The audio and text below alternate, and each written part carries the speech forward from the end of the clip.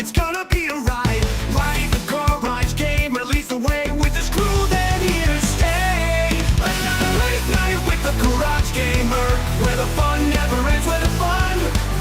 With Chris, Eric, Nathan, and Travis, they're your gaming friends. Chris Thomas, Soul Jackson's Media Grounds, movie reviews and gaming sounds. Eric the Professor, knowledge so deep, gaming history, secrets it keeps. Late night with the Garage Gamer, where the fun never ends, where the fun. With Chris, Eric, Nathan, and Travis, they're your gaming friends.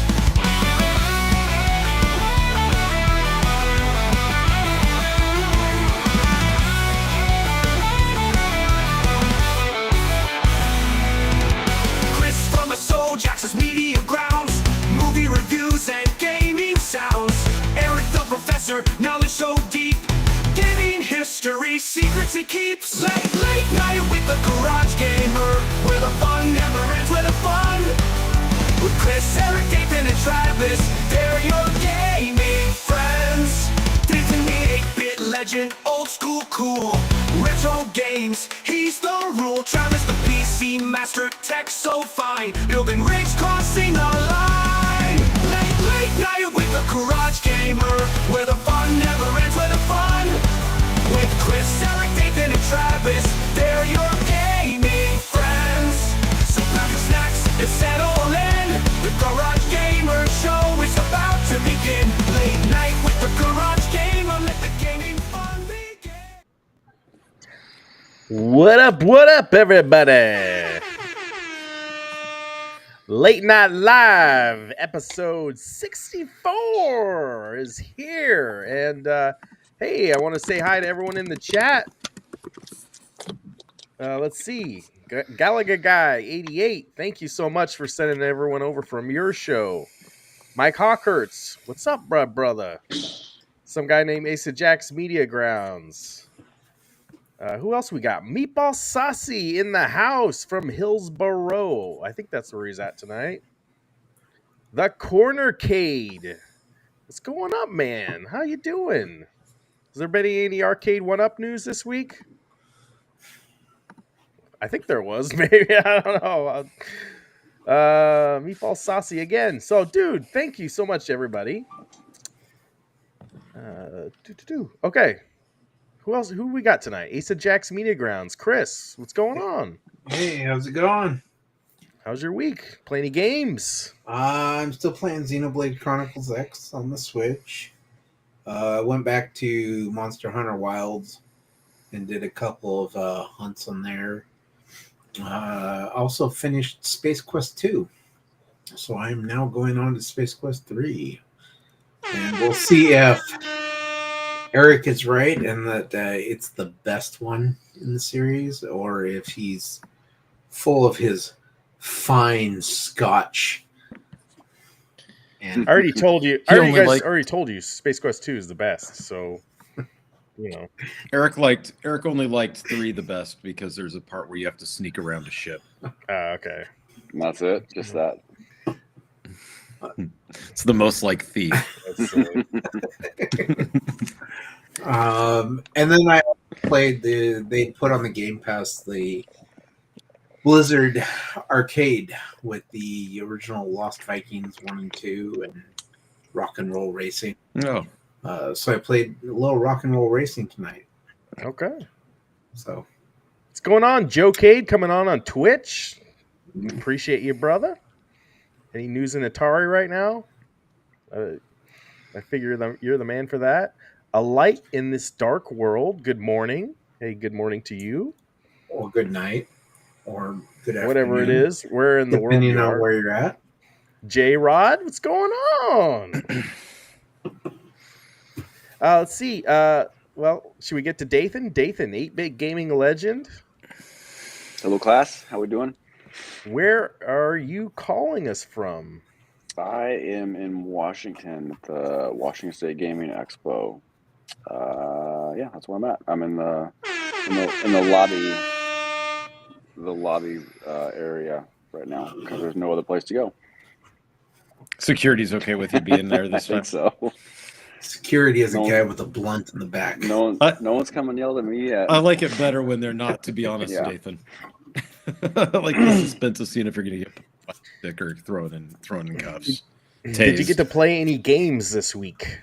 I did. Well, I ended up missing last week's show. I had a Right. lot of stuff going on, so I did finish RoboCop on PSN, and I Awesome. did get to dive into Assassin's Creed Shadows. I got about 8 hours into that so far.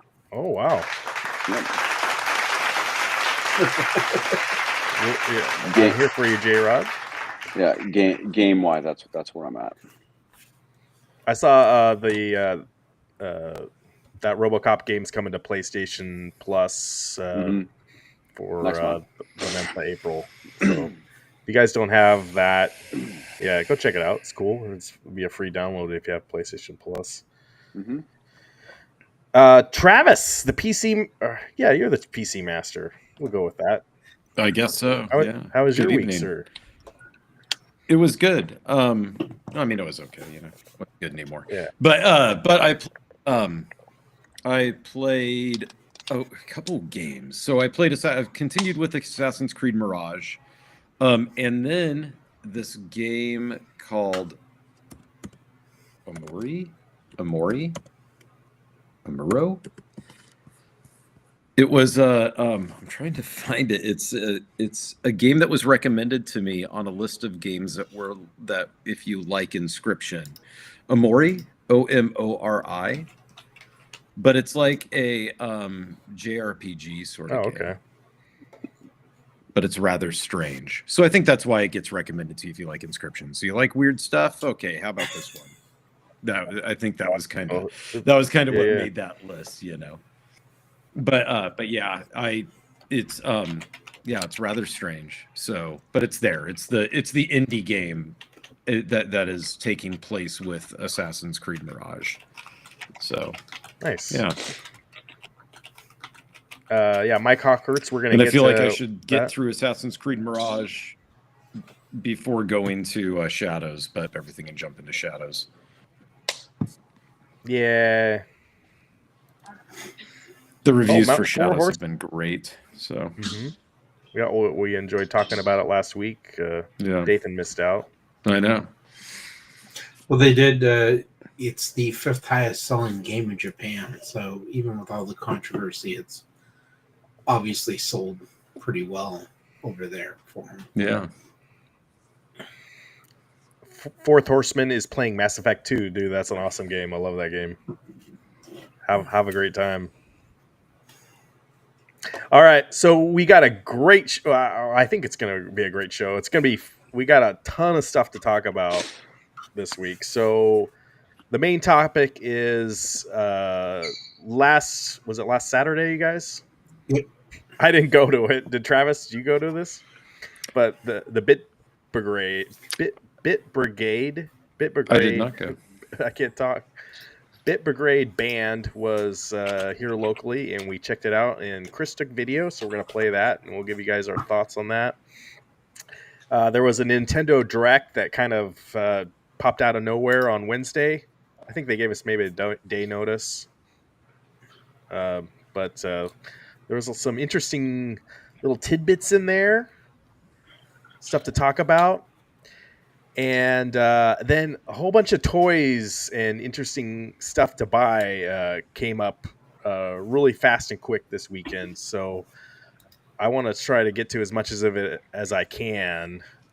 And then if there's anything like home arcade you guys want to talk about too, like I didn't get to see the stream before us too much, but I know Galaga guy was sad that everyone was all depressed or something last week. I don't know. Maybe you guys give me a recap, but I don't know. Does anyone actually care about Japan's sales? I don't know. Maybe. But yeah, we should have a lot of stuff to talk about. Let's get to the Bit Brigades. I can't say it. Bit Brigade. It's like a tongue twister thing. And they're from Georgia or Athens, Georgia. Oh, okay. I think I might have been to Athens, Georgia before.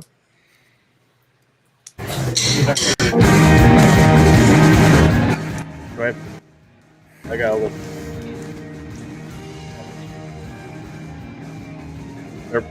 Is someone actually playing a game and then there's a live band playing the soundtrack? Is that kind of what I got? Yep. That's what Cool. they have a guy that sits there and plays the modded or emulated. So they mod them out, and then Why can't they play the original version? I don't think they play the original. They don't play the original version because this one has their logos and stuff embedded in the code. Like so when the game when he finishes the game, it says like all the thank yous and stuff like that, and it says like thank you. They name off all the band players and all that stuff. I see.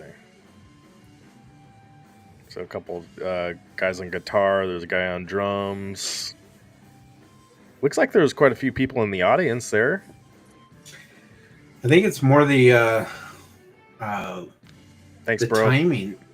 timing for it, because as he goes through the level and everything, everything's timed so perfectly as far as them playing the music.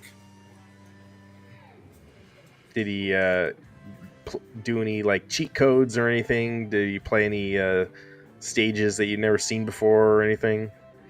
No, he went through the entire game, but he had he kind of took the secret path to go through it. Yeah, he didn't use the Star World at all. I don't think, did he? No, he didn't. No, I think he skipped that whole thing. But he took a lot of the like the hidden entrances or the hidden gates and doors and stuff to bypass a lot of the main stuff. That'd be cool if someone was in the audience and they're seeing this for the first time and they're like, wow, I want to play that game. And then they realize it came out like over 30 years ago. That'd be a real gotcha moment. Those graphics. I've never seen something so cool. The last game I played was Pong. But anything, so how long did the show last? Was it fun? Was it good? It was a ton of fun.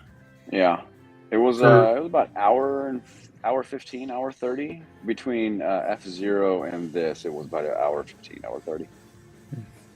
Was the guy any good at F-Zero? Yes. Oh yeah. Yeah, he was very good. Yeah.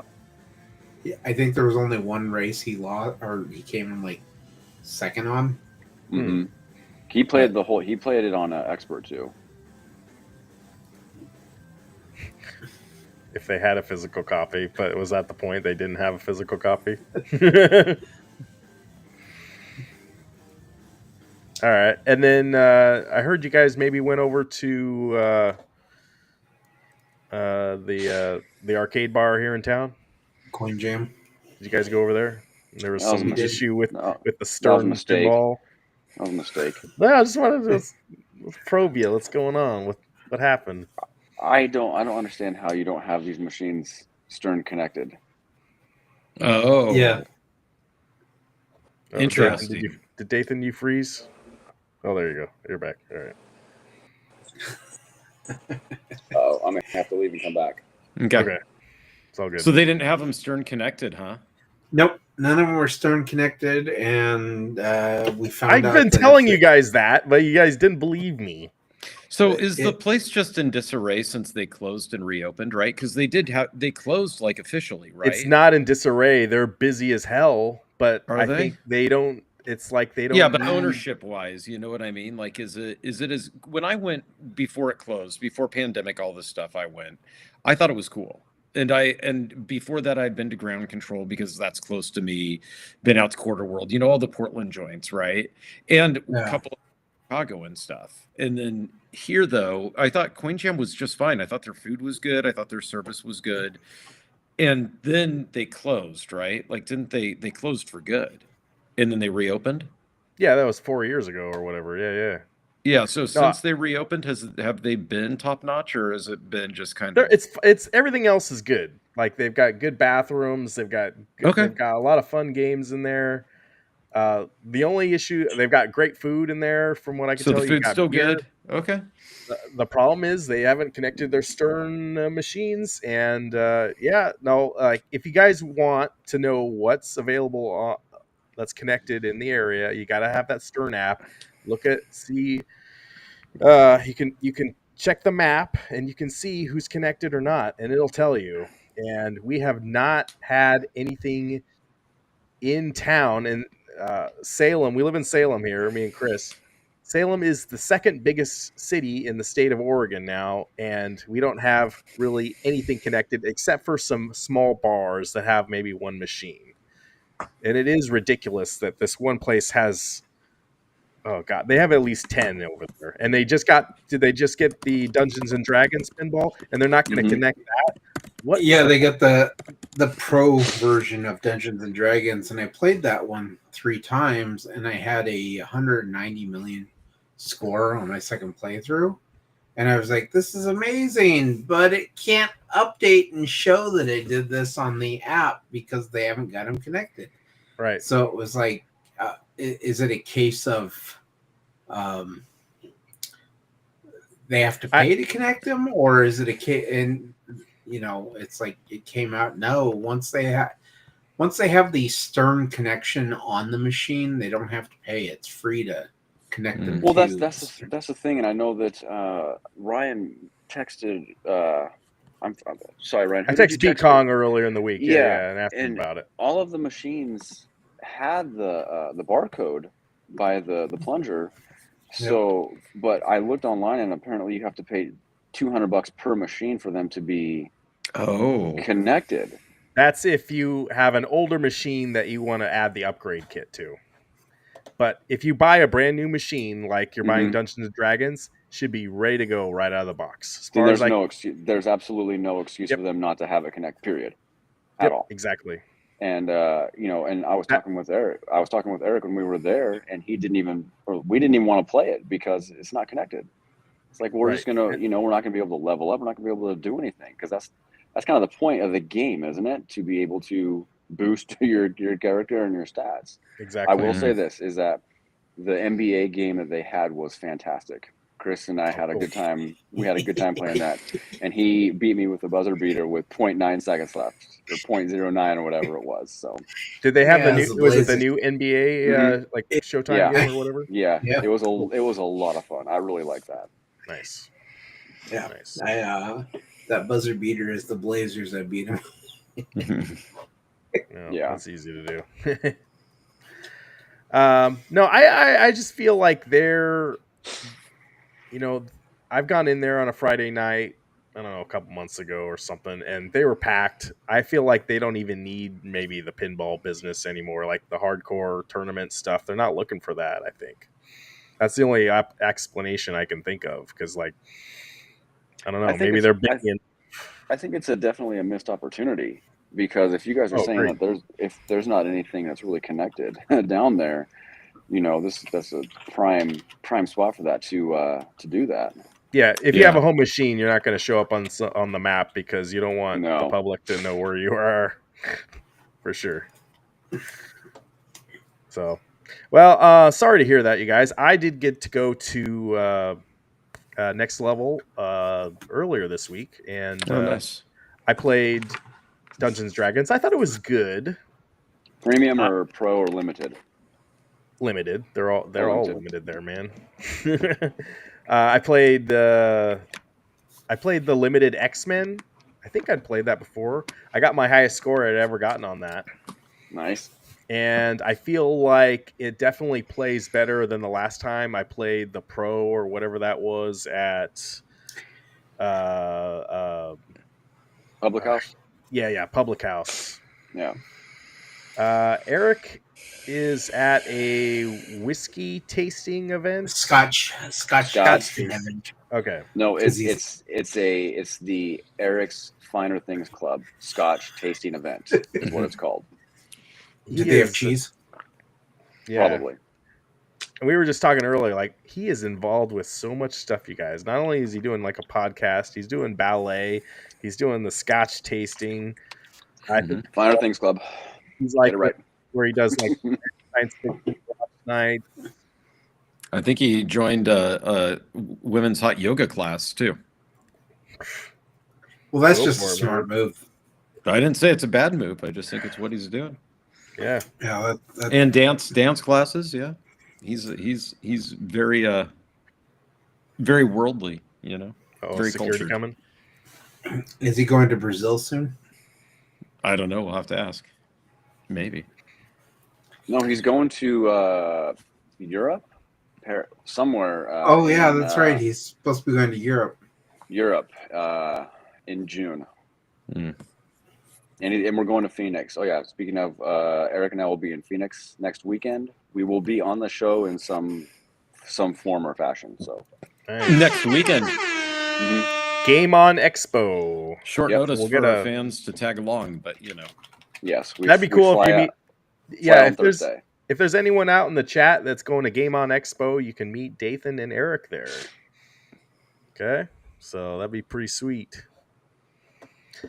Last night, I posted a video earlier the week. I also went to the Lego Jurassic World event. If you guys wanted to check that out, it's on my channel. But last night, Dathan and I didn't see you there because there's so many people. But we went to opening day in Seattle, and I took my son. We had a great time. I got my my hot dog hat that doesn't really fit with my headphones on. $30. Is that cool? No, nothing. It's a thing. $30 thing. Yeah. I will give it this. It's not just repainted leftovers. Exactly. So Ryan, it's a funny thing about those pins that you're. I love collecting the pins. Yeah. So I got a bunch, and my buddy wanted to sell them on eBay. Oh, okay. And they're selling for, I think we sold 3 so far. Oh, really? And well, this one, it says on the bottom, limited out of 500. I've never seen that before. Oh, yeah. Really? Yep. I haven't seen it before either. And we were asking the cashier about that. She said, yeah, they're only making 500 and that's it. No more. Okay. Yeah. They used to have, I also got a, like a faux ball. It says opening day. I like that. And it's got the date on it. They used to have baseballs there that would have a opening day stamp on it, and I would have got like a real ball from the authentication store, but they don't do the opening day stamp on the baseball anymore, and I'm not sure exactly why. Yeah. You know, and it's actually my son's, but yeah, I'm the one who bought it. And I got a T-shirt too, and he got one of those little wooden bats. They said, make sure you're not getting on a plane because they won't allow you on a plane with a little bat. Really? But, yeah. But we had a good time. So Dathan got to buy a jersey, as far as I can tell. And I don't know if you have it there with you, but it's in the room. They have the Nintendo patch, which would be cool. Like I wanted to just get that patch that says Nintendo on it. They would not sell it to me. You have to buy a jersey to get the patch. And but Dathan went and got the jersey, and you got the patch. But it sounds like it was an ordeal for you a little bit. You know, it kind of was because I didn't. The instructions were very vague on how to get this accomplished. So you had to buy one of the jerseys that was on the rack or on the wall. And then you had to take it to the register, and then you had to pay. Then you had to either walk it up when they opened the gates to the stitching place, or they would walk it up for you. And so I couldn't really understand. I kept asking the question multiple times because I didn't know. And so I paid for everything, and then she handed the jersey off to some guy that he was supposed to take it up there, and he looked absolutely clueless. Had no idea what was going on. I'm like, well, that's gone forever now. And so we waited. She's like, well, you can pick it up after the game. Like, I'm not waiting until after the game because there's that many people there, and that's just not going to work. So we went before the first pitch, and then so we walk up there, and I'm already I'm 3 beers in, guys, so it's not not really coherent all that too much. So we get over there, and then the guy doesn't have it. He's like, I don't have it. I don't know where it is. And so, oh brother. Luckily the guy was really cool who did the stitching and the ironing and stuff. And he's like, we'll go down and check him. So you he still went had a down receipt? there. Yeah. He went down there. He found it, came back up, and he's like, I'll just take care of it. This is free now in front of all these people. So he took care of it right then and there. Oh, good. And so I got Nice. it. So it wasn't what started out as a debacle, and then he made it a whole lot better when he went down and took care of it himself. I think what I experienced, it's like the first day, first day working for a lot of people down there, and they're not used to the custom jersey kind of thing. I think I've done the custom jersey at least once there, and it's the custom jersey area is on a second level, and you buy everything on the first level, and you got to bring it up, and it looks really cool. I'm actually glad I did it. I got it on a Ichiro jersey because I'm a big fan of Ichiro. He dropped the first pitch the other night, right? He did. It was good. But that's for the home, because I got a home jersey, and then the away jersey, it has the Nintendo Switch 2 logo, but it's like the big, like the block logo. So I just went with the home one, and so I'm happy with the way it turned out. It looks good. Yeah, that's cool. Yeah. So as far as I can tell, they're at least through this year, and we'll see what happens next year with the sponsorship. But you might have a collector's item there, so I don't know. They will, they don't want you putting the Nintendo logo on something you're not supposed to. Apparently, they're real strict about that. But there's nothing to stop you from taking the patch off right now. No, putting it on something, putting it on your backpack. I asked the guy how many there's, because it sounds like they've been selling them since they announced it. From what it sounds like, and he said they haven't been selling very many. So I don't know if it's just not many Nintendo people or whatever, but don't care. I'm happy with it. Yeah, cool. But you can sure spend a lot there. I spent at least $150 in that team store last night, and then pay another $15 in sales tax. It adds up, but it was worth it. Yeah, I think so. Well, I think that one year I went with you to the opening game, I bought a Mariners jacket for $60. It was on clearance. That's not bad. So, yeah, I can see you spending a lot of money, especially if you buy the stuff that's on regular price. Especially in like their game used sections too. They have those throughout the arena, also, or the stadium, and they have like game used bases and bats and all that stuff, and you can easily spend $700-800 just on some random things. But you had 3 beers, and do you have any good food there too? Was the beer good? The beer was very good. Food wise, it was just your basic hot dogs and stuff like the hot dog. Yeah. Cold beer and stale dogs is where it's at when you go to a baseball game. Period. We got a big thing of popcorn, and we got a cup of chocolate ice cream that was like filled all the way like beyond the top, and they put sprinkles on it for my son, and we're trying to scarf that down.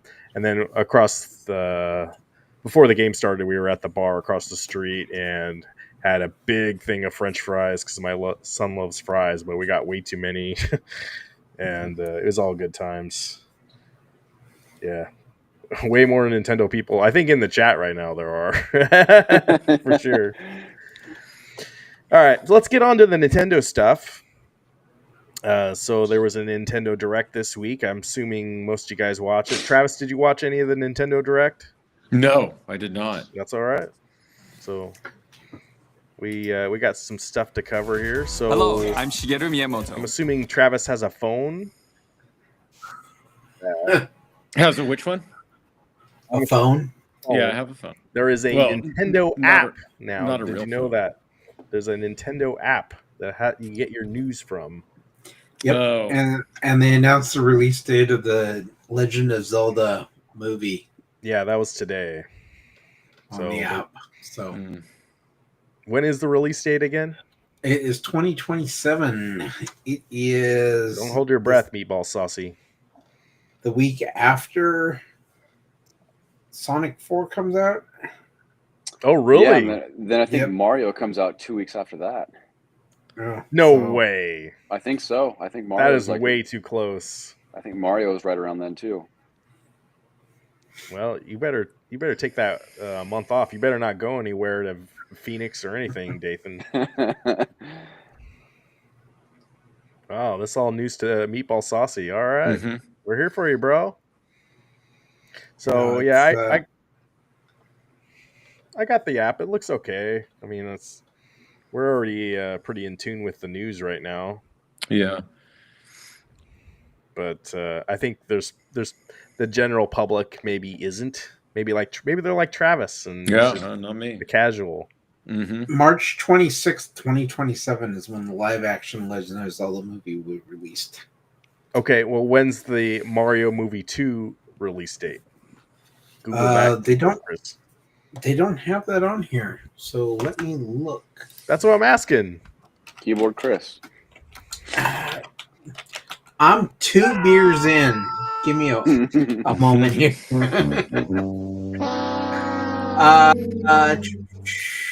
No. AI, you have failed me. What are you asking AI about it? No, I'm asking Google, but their AI came up and it's like, Mario 2 came out in 1988. Well, it did, to be fair. It's not wrong. It's over, Johnny. They do not have a release date for Super Mario 2. Yeah, they do. Pretty sure. Not according to... I hate this one. All right, let's see. Nintendo Switch 2. Okay. April 3rd, 2026. April 3rd. 2026. Yeah. So the other one's 2027. That's right. So it's a year after the Mario movie. Yep. Okay, that's kind of what I was thinking. You know, I'm curious if they're gonna make some sort of multiverse type thing.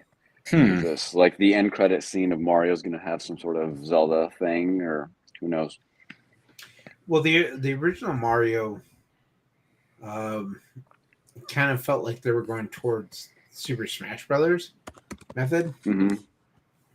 So I'm kind of curious if at some point they're going to be like, yeah, we're just going to go ahead and make a Super Smash Brothers movie. Well, that's next year.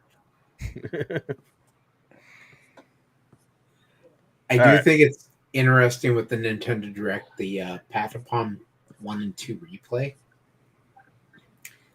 Because if you haven't looked up, is a Japan studio game. What is this have to do with the app? This has to do with the Direct. Oh, we're not. We're still talking about the app here, bro. Oh, you're skipping ahead. Yeah, I'm jumping. All right, go ahead. Talk about your what? Talk about your game. Patapon 1 and 2 is a Japan studio game. So Japan Studio is the group that was moved over and made Astrobot. Okay. So Patapon 1 and 2 were PSP games. And they're being re-released on the Switch. So Nintendo is now getting Switch game or Sony games on their system. And they're getting Xbox games on their system, but neither Sony nor Xbox are getting Nintendo games. So it's kind of funny how they're releasing these games from Sony and Microsoft, but yet Nintendo doesn't really need them. Money. Yeah. All right. This was some interesting news. Cards, you can put a game featuring Mario in this Nintendo Switch did you hear about what? and a maybe Legend Travis of Zelda hasn't watched game this in yet. this one. Freely inserting the games you have on hand into any system you want. But what if digital games could be as flexible and convenient as game cards? Well, here's what we came up with. Introducing the Virtual Game Card.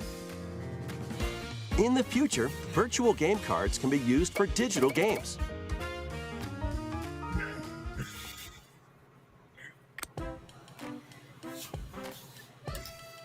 When purchasing I like the how it digital had version 1-2 of the game, switch back there. it will be loaded onto your system as a virtual game card, allowing you to play that title. Your digital games will be lined up as virtual game cards on a dedicated management screen. Here, you can load Keyboard and Chris is eject your going crazy virtual tonight game on cards that and keyboard. manage which games you can play on your system.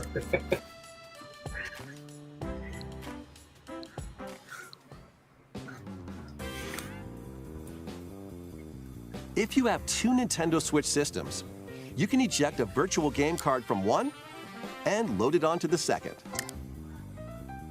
Now you can play this game on the second system wherever and whenever you want, just as if you had inserted a physical game card. With virtual game cards, you can freely load and arrange which games you play on up to two systems. Local communication with your second system is required, but only the first time.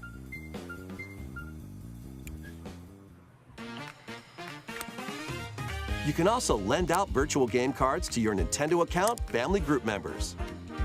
Connect to your family group member system via local wireless when you want to lend a game.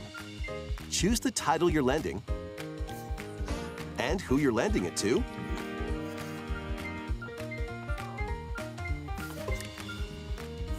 And you're done.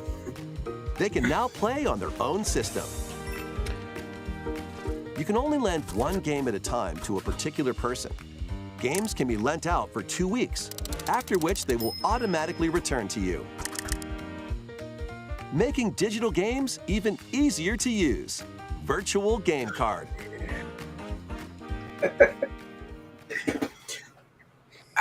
I will say with that, I think the one thing people are going to get stuck on and not understand is the local network connection. Right. So there's going to be probably a lot of people that are like, why can't I lend this game to my friend in my family group who's across the country? This isn't working. They said it would. It's so far behind from what other digital platforms are allowing. You know, I mean, like in Steam, you can just loan games out. I thought this was just like Steam. No, there's no local area network connection required at all with the Steam family sharing. No, but you do have to be part of the family sharing. Yeah. So if Chris wanted to share a game with his adopted son Eric, he'd have to be on the same Wi-Fi network to do it. Yeah. You know, and it would only be there for 2 weeks. So they'd have to meet up again to send it back. Right. After 2 weeks. It's just like a real family. We'd actually have to meet up. Yeah, so let me get this straight. You got to really be a part of his actual family. Wow, what a concept. I mean, and there's nothing in there that says anything about after the 14 days you can't relend the games to those people.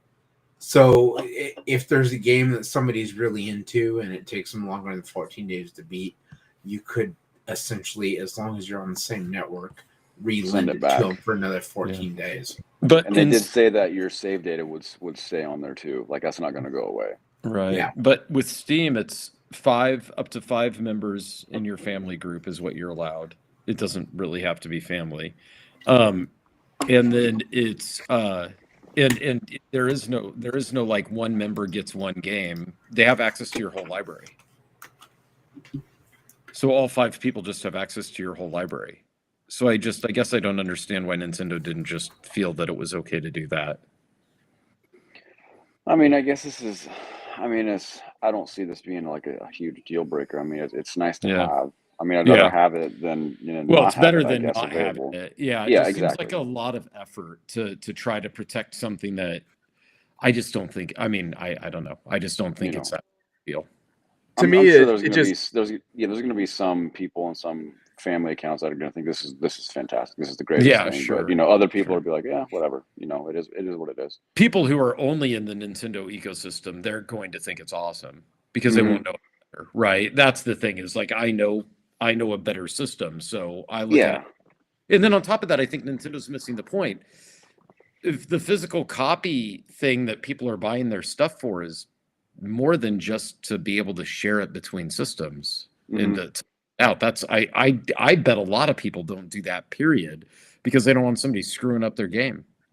They're not missing the point. The whole point for them, for Nintendo, is they're trying to combat piracy. So that's no. I get it. I here. get it. But what I'm saying is that the point that they're missing is that the people who are buying physical copies, I think, are buying it to collect, not buying it because, I can loan it to my friend and get it back. That's not why they're buying. No one does that unless you're in elementary school or something. Right. Yeah, exactly. So what I meant by they're missing the point is that they're trying to solve a problem in that way that I don't think that there is. That people who are buying the cartridges are buying it because they want to collect it. And they should recognize that and do things to, and maybe they do, but do things to encourage that behavior. I really think it's Nintendo cracking down on piracy because they don't want people getting leaked copies of the games or games on these modded Switches and, that release early somehow that fall off the truck and suddenly it's all over the internet. And this is going to should eliminate all of that. So unless you actually have the physical game cartridge and you've added the digital copy, the actual game card, whatever this is called now, and you've shared it with your family members or whatever, those are the only people that are going to be able to play it. You're not going to be able to put this all over the internet and blast it and be the pirate king. So it's so you're combating piracy and you're gonna make more money, Nintendo, doing this, and you're gonna kind of look like the good guy that that we're helping with sharing our games better, now. I think that's kind of what it screams to me. So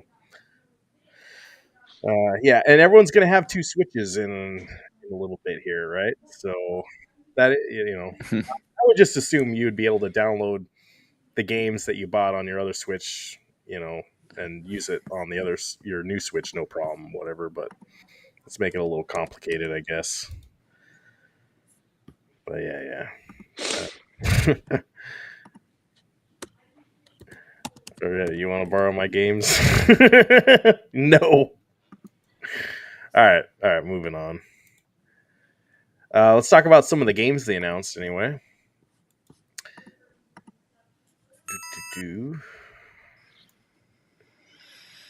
There was a Konami game, Gradius Origins. No, if you guys ask me to borrow this game, I will say F you. No, I'm just kidding. Did you guys play Gradius back in the day? Do you have this on NES, Dathan? Yes. Seems like I had this. I had Life Force. I think that was it for those stuff. Seems like wasn't this arcade, and then they ported it to NES, and then I think I remember it maybe from more Sega Genesis, Super Nintendo kind of days. I think Gradius was originally an arcade game. Yeah. The only one on here that I think was new was it Salamander 3?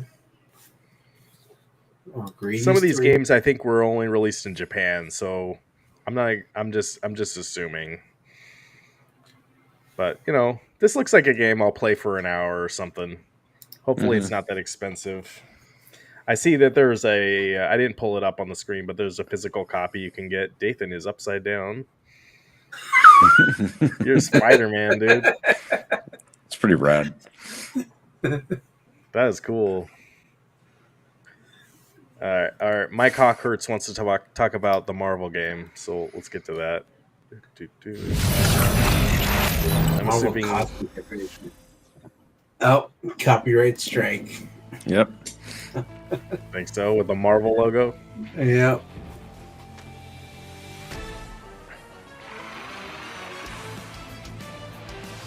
I just played Salamander and Life Force side by side in a virtual arcade last night. That's cool. I also, where I last played probably Gradius was on the NES Classic. I think it's on there.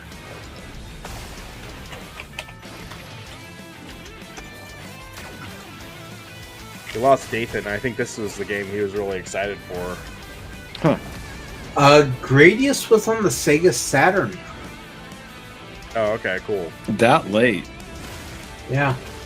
They put it in a compilation.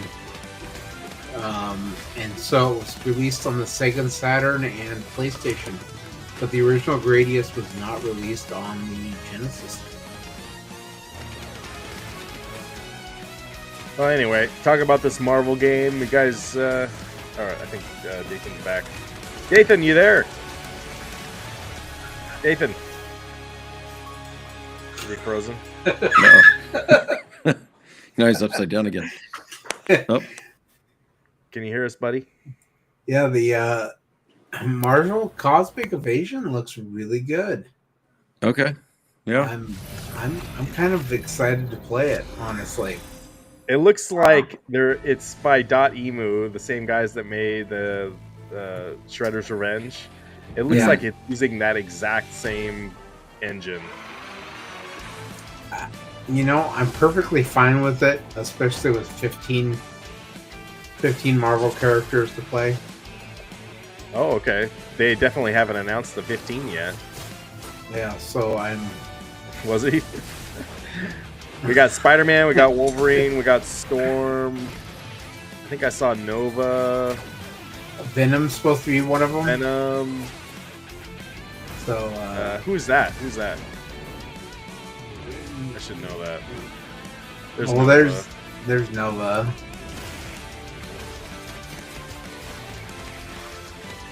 Wolverine. Did we say Wolverine? Venom, Captain America. Storm and Captain. I have my eye that's been attacked. I don't know what her name is. That's all right. I gotta think they're gonna add Iron Man at one point. Who else they gotta add? Oh yeah, this would be good on a new arcade machine. Maybe Dathan can talk about it. Dathan, can you hear us? Yes. Sorry. Okay, cool. It's all good. What do you think about the new Marvel game? Can you hear me? Yeah. Yeah, we can hear you. What? Okay. Who is the flying woman with the short hair? What's your question? Who's the flying woman with the short hair in this game? Flying woman with short hair. The video for me is kind of breaking up a little bit. Oh, okay.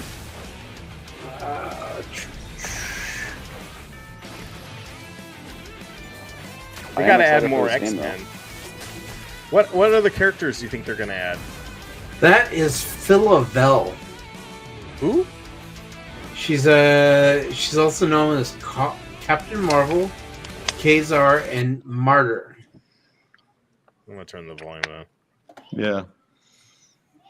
So her other names are Captain Marvel, Quasar, or Martyr. So she's the daughter of Elysius, a genetically engineered woman patterned after the Eternals of Titan. That means nothing to me. But go ahead. Exactly. Holy catfish! Yeah. I mean, based on this, I've never ever heard of this character, so I don't know. But it is Philavelle is the character name. Who cares? So, but yeah, they've announced there are 15 characters that will be in the game, but they've only announced 2, 4, 6, 7. They've only actually shown 7 characters that will be playable right now. I gotta think Iron Man. They gotta add Iron Man, right, Dathan? Oh yeah, I would assume so. Wonder if they add someone from the Fantastic Four, maybe, because that movie's coming out. Maybe Thor. Thor would be good. Yep, they gotta have Thor. Who else? Black Panther. Ant-Man, maybe. Ant-Man would be good. I mean, if we do like the Marvel Avengers Doom reveal for all the people involved in that, then maybe we'll get half of them. I don't know. Miss Marvel. Namor. No one likes Namor. They probably would do Namor.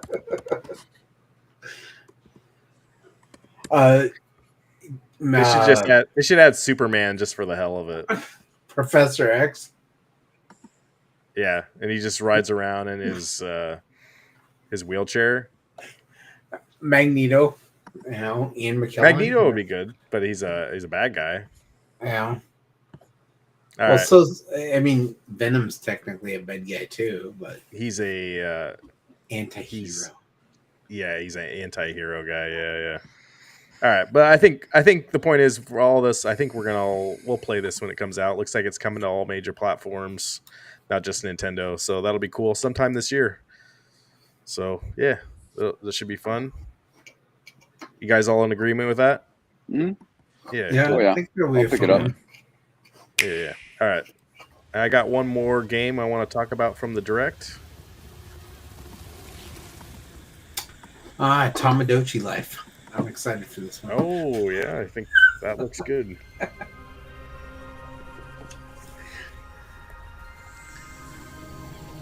Boom. What is that? Does that say Tamagotchi Life?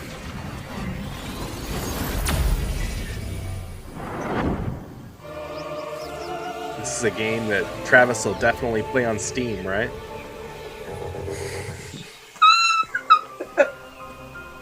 Yep. That's exactly what Professor X does. Here, Samus finds a verdant jungle with a colossal tree at its center. In order to survive and escape this planet that she was unexpectedly transported to, Samus must scan stone figures. Is Metroid or Samus is going to go fight at the Avatar world? That's kind of what I get. She's what not planet is that, alone, Chris? though. Abhorrent alien creatures Pandora. living in the jungle. Pandora? Are waiting That's Star Wars. Pandora was the Pandora. Pandora. Yeah. I thought you said Endora. No, Pandora. The Avatar world. Although, with the announcement of the next Avatar movie, I'm pretty sure they're just ripping off Avatar: The Last Airbender. It kind of looks like it a little bit to me. Yeah. They got the Fire Nation and the Wind Nation in the next one. They had the Water Nation in the last one. They had in the first trailer they did. It looks like he was aboard or she was aboard a spaceship the whole time, or a space station. Oh, J-Rod's still talking about Marvels. Yeah. Colossus could be good. Yeah. They could bring back all the original characters from the X-Men 6-player game. Why not? Meatball Saucy says Prime 4 looks great. I look forward to playing it on my ROG Ally. I will share a video in the Discord when it happens. Well, I don't know if you'll be able to play it if you, again, going back to the virtual game cards. Maybe your virtual game card will work on your ROG Ally. They did show the box art earlier, and I don't have that here, but it is up. It looks cool. Dathan, any thoughts on Metroid Prime 4? This little bit they showed. I'm obviously I'll pick it up. I'm a big Metroid fan, but this is what they showed was pretty much bare bones. Obviously, not a whole lot to look at, but just a small teaser. I'm more interested to see what Eric says about it because he's a bigger fan of Metroid than I think all of us are. Yeah. Yeah, he's not here to talk about it. Oh, well, I guess we'll... He's too busy drinking a scotch and ignoring he's busy us. at the Finer Things Club. He didn't want to talk about... And taking notes. He didn't want to talk about the space jump thing. The space boots. No, the space jumps, yes. Well, you don't need this in this one. It's all psychic abilities, so you're obviously Professor X in this one. Also, there is no release date again still for this. It just says 2025. Yeah. My guess would be holiday. I'm going to say probably November. They had Metroid Dread when that released a couple years ago. That was in the summertime, I remember. So because it's not going to be released with the Switch 2, they've already confirmed that, right? No, I they would be haven't. shocked. No, they I would be haven't, shocked yeah. if it was. Yeah.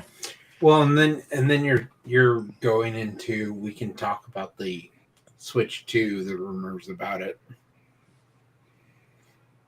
and the 3 phases that they've supposedly said they're going to do with it.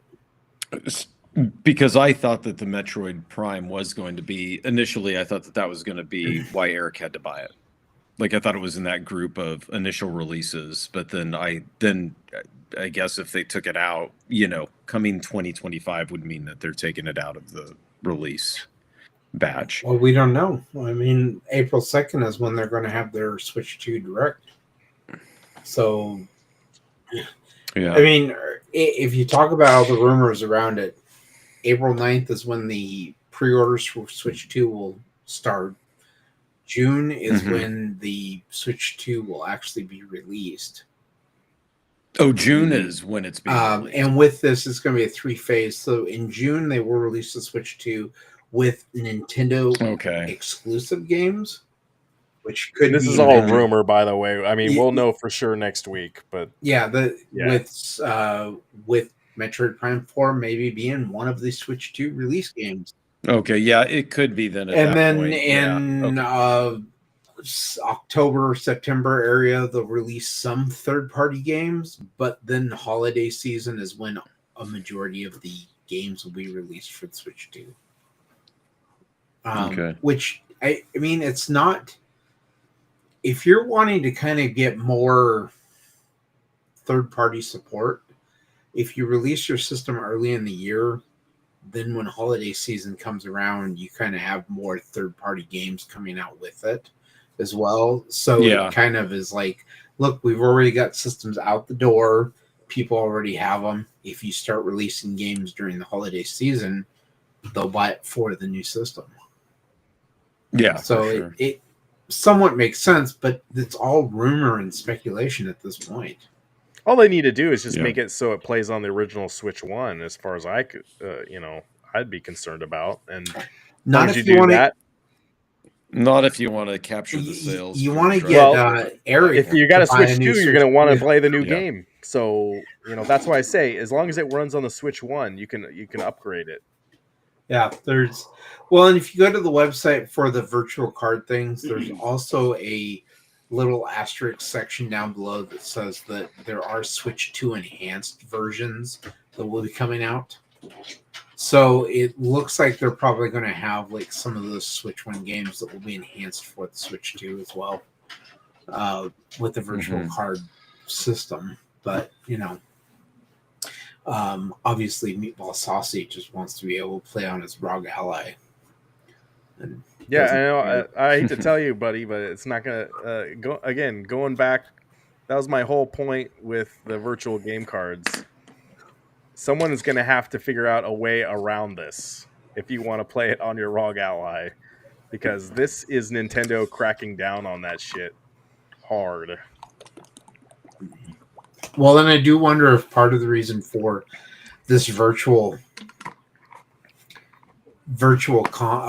card system is why they got rid of the gold coin system too. Because if they're making it so you can actually like share your games with your digital copies with other people, why would they give you a discount on digital games anymore? Because they're essentially losing that sale if you can share the game with somebody else. But they assume it's happening already. That's the thing. I don't know. Again, I think it's all this is Nintendo cracking down on piracy to me. So we'll see. Damn it, Travis! We'll know more next week. All this.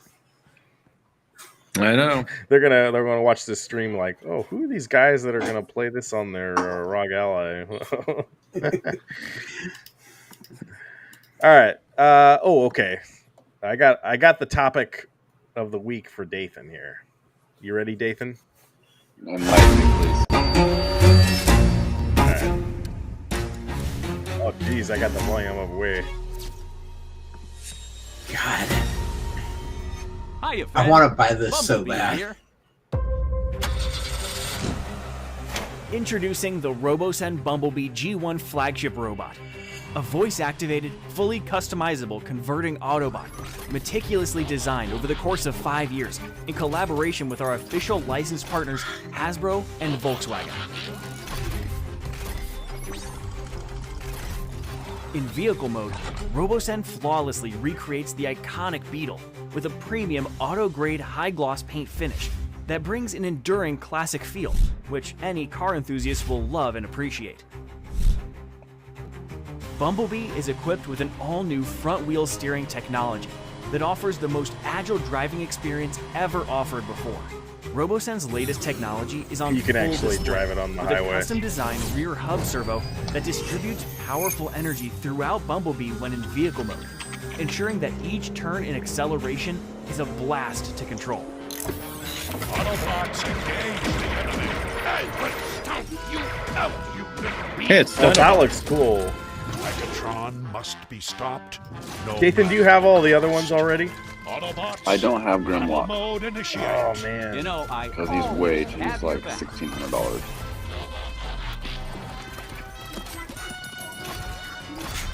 This is our chance to God. stop Megatron. Take control of Bumblebee anytime, anywhere with integrated voice command, where you can convert from robot to Beetle and back. Featuring the original talent of Dan Gilvezan, this classic G1 hero is truly more than meets the eye. In robot mode, Bumblebee is I don't know if it can really do all best-in-class that, but lifelike bipedal walking algorithm. He effortlessly strides into battle with ease. I got a and ROG speed. Ally. I'm going to be able to For the play all first that time stuff on my ever, ROG Ally. man. Robosen I don't know upgrades the about- I don't know multiplayer about this. experience to a new level. With the ability to coordinate 3 or more flagship Robosen Transformers bots My together, ROG Ally can turn bringing into amazing a sequences to life. In the mobile app, you'll find plenty of customizations and programming options, including combat poses ready to download. dude, we just and need to get a We have to Robosen stop him, no matter what. sponsorship or on this level up your podcast, and we'll customization be using good. Robosen Studio.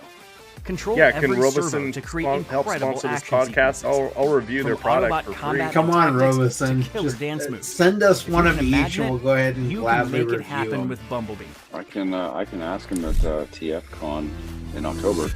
There you go.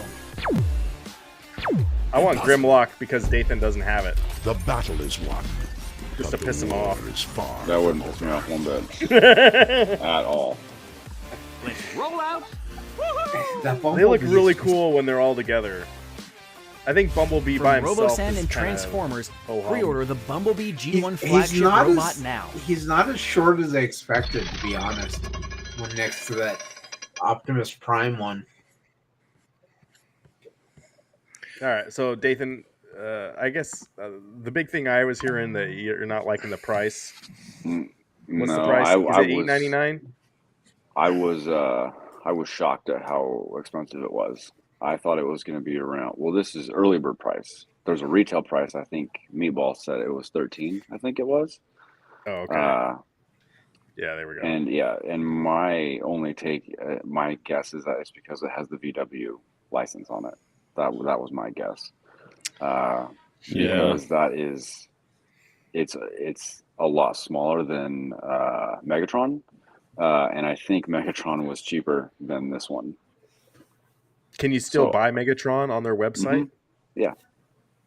You Whoa. can't buy. I don't think you can buy because they have flagship versions of each of these, and I think all the flagships are sold out. You can't. So you can just buy like the regular ones. I'm not quite sure what the flagship ones are compared to the other ones, if they're a little bit shorter or whatever. Hey, yeah, Robosen. Hey, Robosen, I want to say you guys are doing an amazing job. I think this is a great price. And if you want me to review this product for you, I will. Don't listen to these other guys who are saying this is too expensive. I think this is very affordable. I think it's only send it my way. I think that if this did not have the VW license, I think it'd probably be $250 to $300 less than what it is. I also love VW. That's my favorite car. That's kind of what I think. this is probably going to be a pass for me. Which is fine. I do have the other version that doesn't transform, but I was a little kind of shocked. They do have. It's the Bumblebee G1 Performance does the exact same stuff as the what'd you call it? The flagship. It's $3.99 for that one. I have that one. Oh, you do? It just doesn't transform. That's the only thing. Really? And I think the head is a little bit different too. I think the face sculpt is a little different. Well, Robeson, if you send us this product, we will gladly review it and we will give it an honest 5 stars. Actually, Meatball said that. Post that last comment up again. Yeah. So I got the flagship Prime, and it was $900 at launch. And I think Megatron was I think I only paid $749. And that was both flagship when I got those. Well, if Robeson sends it to us, I will not review it. Oh, wow. Yeah. I'll review it for you. No, yeah, you can review I'll review it if I can keep it. If they send me the dinosaur, I'll review the dinosaur since that was one of 2 Transformers I had as a child. Dathan, how accurate is that? Does this look to the original toy? It's pretty spot on. That's pretty good. Pretty spot on. Oh, is it really? It's pretty good. Okay. So the Bumblebee, the Bumblebee is real. It's more accurate to the toy or the cartoon. I think a little bit of both. To be honest, I mean, I look at that and I see the cartoon, and I remember seeing the toy, and I'm like, wow, that's pretty good. Yeah. Would you rather it be more accurate to the toy or the cartoon? The cartoon. The cartoon. Yeah. Oh, okay. I figured the toy. Yeah, because this is fairly, from what I remember of the original Transformers series, cartoon series. This is what Bumblebee was. Yeah.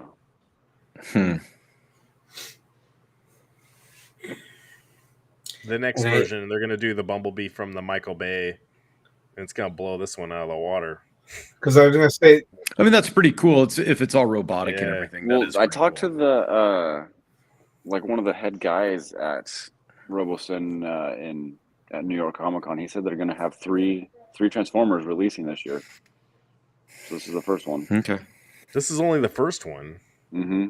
Holy crap! My guess is that it'll be either a non-transforming Decepticon or they're doing maybe even a smaller version of Megatron. Or Dinobot. I don't know. They're doing Soundwave. I hope so. Yeah. Could you imagine if they did a Destructicon as one of these? They had to get all the Constructicons, and then they actually did have a schematics patent thing that came out. Who sent that? Somebody sent me that. I don't know who it was, but there's a. Can you imagine if they did a GoBots and it was those guys? That would be cool. There's schematics about a Devastator. So I don't. Oh yeah, I can't imagine. Yeah, how much is Devastator going to cost?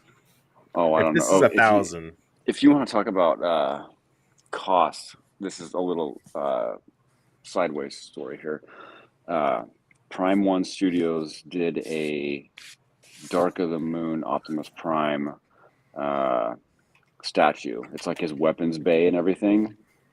Yeah. And it's 5 feet long and like 4 feet tall. And people were guessing what the price was going to be, and someone said $8,000-$9,000, and the pre-order price is $20,000.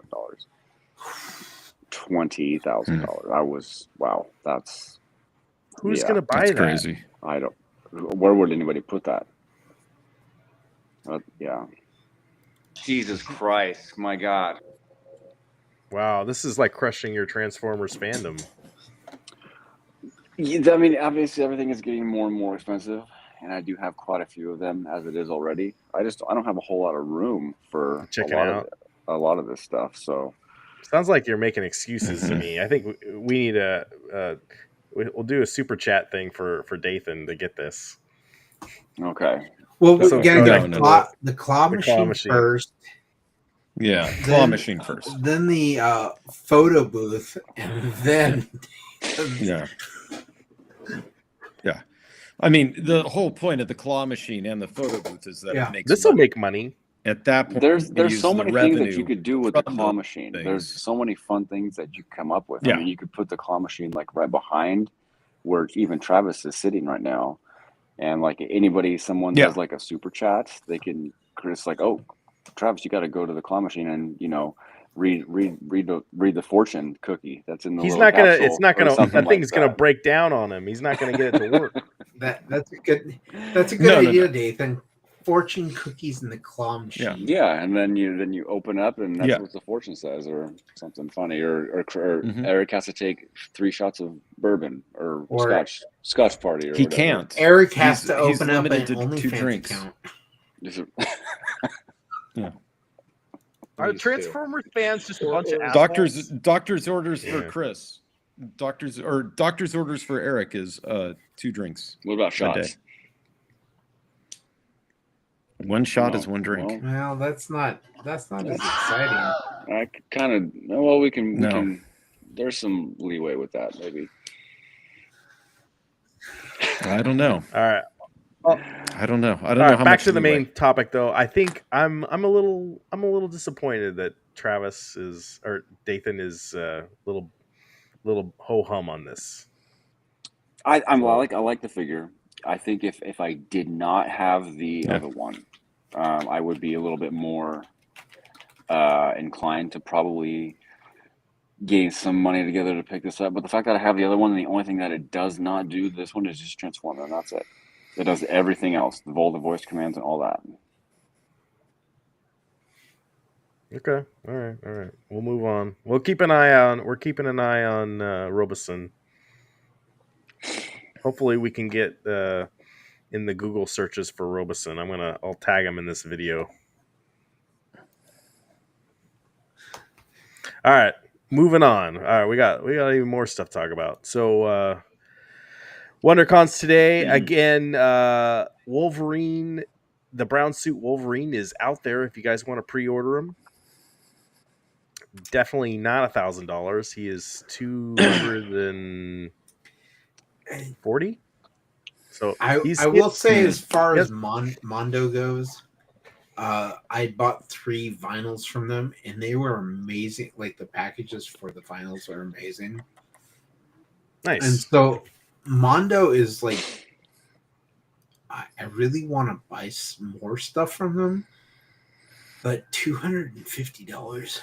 You can do 4 interest-free installments of this, or you can do $22.11 a month. Yeah, let me It's just not sold grab out yet. the bottle of lube, and I'll go ahead and bend over, and you can go for it, Mondo. Yeah, but all right, so this is still available. I just want to let everyone know. But they announced some more stuff today, so I'm curious if you guys are interested in some of these. So here's a Wolverine, but they're next month. Apparently, Nightcrawler is coming. Does this tickle your Xbox or your your X-Men fandom at all? Nightcrawler? I'm interested if there's going to be more to the Nightcrawler than just the 2 swords. I think there will be. This is probably just not a mock-up, but or prototype, but just like here you go, there'll be other stuff with it type thing. Yeah. I think this is just a prototype too, but there's supposed to be like a you know what I was thinking with Nightcrawler? Like, he's not my favorite X-Man, but it'd be cool if they get all the guys from the arcade game in there. Mm-hmm. Because you can play Nightcrawler, you can play Wolverine, you can play Cyclops. Help me out here, guys. Colossus. I don't think they've done Colossus yet. Did Arcade 1-Up ever do the X-Men 6-player? Did they ever They do didn't that? do a 6-player, but they did a 4-player. Okay. I'll talk about the Trek here in a second, buddy. I'm still going here. But yeah, well, I don't know. We'll see. I don't know if you can see in the back, he's got his tail. He can hold a sword in his tail. That's cool. All right. You guys are too excited. So here's another one. Carnage from I don't like it. He's buff. That's how he was in the animated show, and that's what's throwing me too. Like in the comic book, he's not that buff. Yeah, it's kind of, I don't know. It's just off-putting. Just doesn't look right. Yeah, I get that. So, all right. So it's a no from Dathan, Chris, Travis. Anything? No. When I first saw like a close up, I was like, "Oh, this looks interesting." Then I clicked on the full blown image, and I was like, "Oh no, I don't. I don't like the way it looks." Yeah, I don't know. I'm not really. It just says TBD. This Carnage just doesn't like scream Carnage for me. This kind of feels more like the Venom, you can add your own blood. The Venom Carnage movie with Woody Harrelson as Carnage. Oh, yeah. I think also, hopefully he's not bigger than Venom. Hopefully Venom is taller than him. So I'm pretty sure they probably nailed the scale there, but he looks big. All right. Seems like you guys aren't impressed. All right. No. I thought this one was cool. Chris isn't even looking at it. This is Winston and the Boogeyman, right? This is not the Boogeyman. Boogeyman was with Egon. Oh. This is the Sandman. Sandman. Yeah. Oh, Sandman. It's the same thing. Sandman puts you to sleep. The Boogeyman scares you and you're sleeping. What's the price point? This is probably the same as the other ones. He's probably $200. Yikes. But that Sandman figure looks great to me. I do like the little figure next to it. Look at the little arms on him, and he's got the big head. That's cool. The little ghost is from an episode. Oh, Rosebud. I think that's what he used to say in the episode, and he's got that printed on his sleigh. So that's it's definitely a deep cut right there. So I don't know. I hate to be the bearer of bad news, but my phone's got 1% battery life left. Crap! Before we're done, so all right, brother. I gotta get off. So good show today, everybody. I will see everybody next week from Phoenix. Eric and I will be on in some way, shape, or form. Nice. Plug your phone in. I know. I didn't bring my charger down. Otherwise, I will see you guys next week. Have a good week, and I'll see you from Phoenix. All right. All right. Talk to you in Discord. Good night. All right. We're losing them. Okay, so yeah. I'm really excited for this one. I definitely got to get this guy. Okay. All right. I don't like the fact that they're re-releasing the Ghostbuster figures, but not the Boogeyman or Sam Hain. Oh, you can't buy them by themselves? Well, you can buy the Ghostbusters by themselves, but not the Boogeyman. Yeah, that's what I'm saying. You can't buy the villains by themselves. The ghosts. So that's too bad. Also, I'm really excited for this. This is what I said this in a video earlier a couple weeks ago, that McFarlane needs to do a Spider-Man #1. statue, and it looks like they're gonna do it. They're gonna do a 1/10 scale. I don't know if Chris, if you saw this, but it's gonna be this summer, and there's gonna be a black and red one. So dang, I'm gonna have to get both of them. And I also just want to show real quick. I got Iron Man.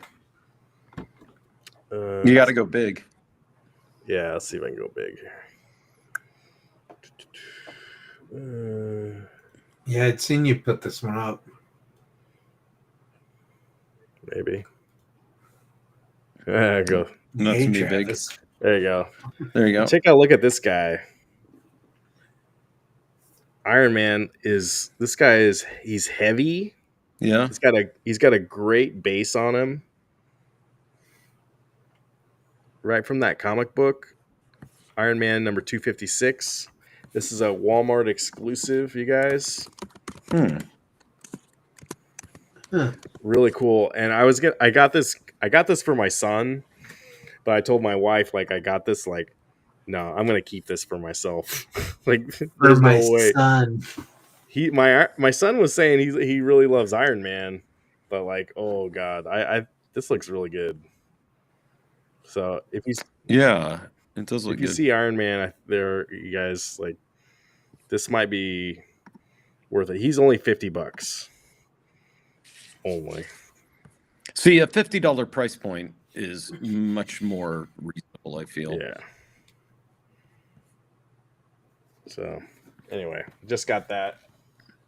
I was gonna do an unboxing, but I was like, dang, I almost don't want to take that out of the package.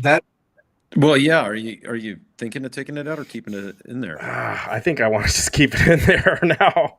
Yeah, I think it stacks so well with my other ones.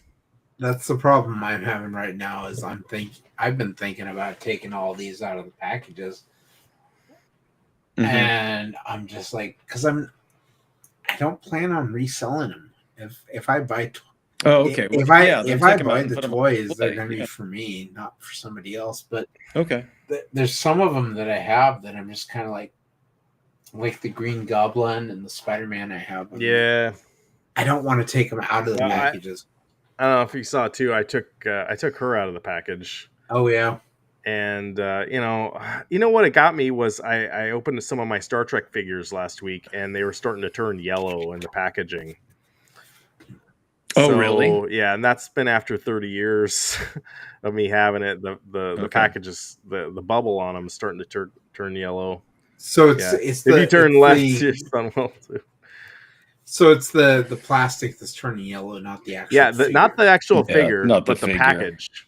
Okay. So it's like you might as well take them out of the package if eventually the package is going to go bad. I'm sure that eventually the figure will go bad too.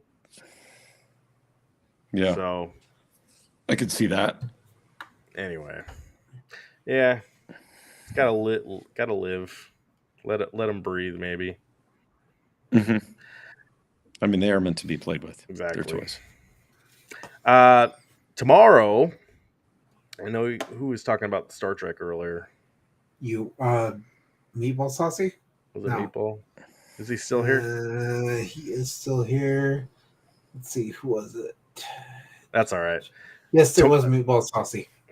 Well, tomorrow they're going to release. They're revealing Wave 2 of the Star Trek nacelle toys that Dathan went to He went to the nacelle toys panel for the robots. Oh, Travis is leaving. Okay, no problem, buddy. But tomorrow at 12:30, this better be streamed online. I'm gonna have to start going to WonderCon, dude. And me. Do you think this is gonna be Star Trek Next Generation toys? It's gonna be all of them. It's all the Star Treks after or before Star Trek Nemesis. Okay. But look, check out the figures at the top. Those are all the ones they're doing. I know they're doing a Kirk. Okay, yeah, thank you, people. You are still here. So I think the Kirk is like one of the ones in the middle. But like, I wonder if Q is going to be one of them. They've done a Q though. Like his big thing is like Star Trek figures that have never been done before. Is that what Nacel's doing? Yeah, for at least for the first 2 waves. Wave 3 is going to be, he's going to start doing the bridge cruise. So I think they're going to do a couple figures. He's got 1, 2, 3, 4, 5, 6, 7. He's got 10.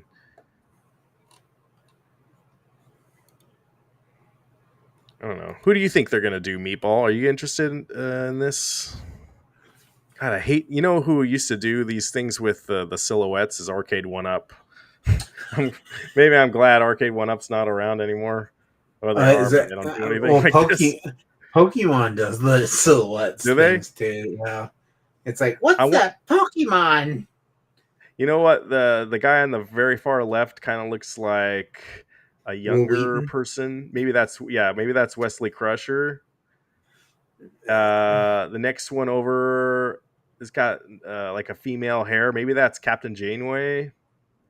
We all know at least one Borg. Who's the Borg? Maybe the guy chef, on the chef in Voyager. The alien Neelix. Yeah, Neelix. I wonder if one of them is going to be Neelix. Well, they already did a Tuvix in the first wave, so I don't know if they might do a Neelix. Okay, Locutus would be cool, but they've done Locutus. There's Travis's back. Yeah. Travis, we were just going over. They're going to announce tomorrow the new Star Trek Wave 2. I don't know how big a Trekkie you are, but I'm not at all. I hate all right, but they're, they just got some silhouettes at the top here, and we're supposed to guess until then, but we won't have to wait long. I'm going to talk about it next week. Sorry.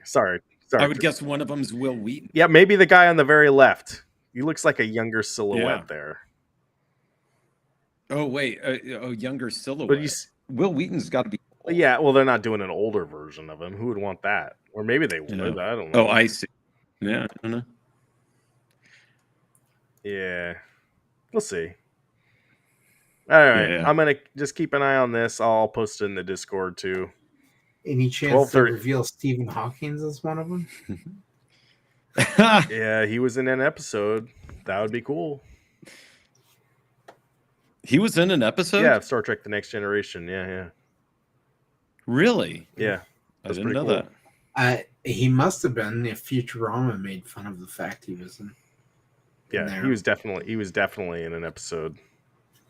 I've only seen one episode of Star Trek: The Next Generation, and it was this one where Picard, I think it was playing a flute or something like that. Yeah, the Inner Light. Is that right? Yeah, that's a great one. You know it? Yeah, sure. That's why I saw it. Everybody said, if you're going to watch one episode, you have to watch this one. So I said, okay, change my mind, Star Trek. And so I watched that episode, and it didn't change. All right. Mainly because I knew every other one would be different. Right. Yeah. The last slide I finally have into an hour and 30 minutes. Yeah. Oh, they're shutting it down? What are you talking about? We got so much to talk about tonight. There is a lot to talk about. There's going to be a Lego Space Shuttle Discovery and SCA. I'm assuming that's the plane underneath it. That looks cool. My only thing is they've already done a Lego Space Shuttle. Oh, several, haven't they? They might have done. I have, like, they were doing those like back in the 80s. I have one in my attic. They did just a couple years ago. Yeah, but they're gonna do another one. Maybe these sold really well. But why don't they do a space shuttle with the? They need to do one with the rocket booster in the back, the fuel tank and the rocket boosters. That seems like what you need to do here, right? I don't know.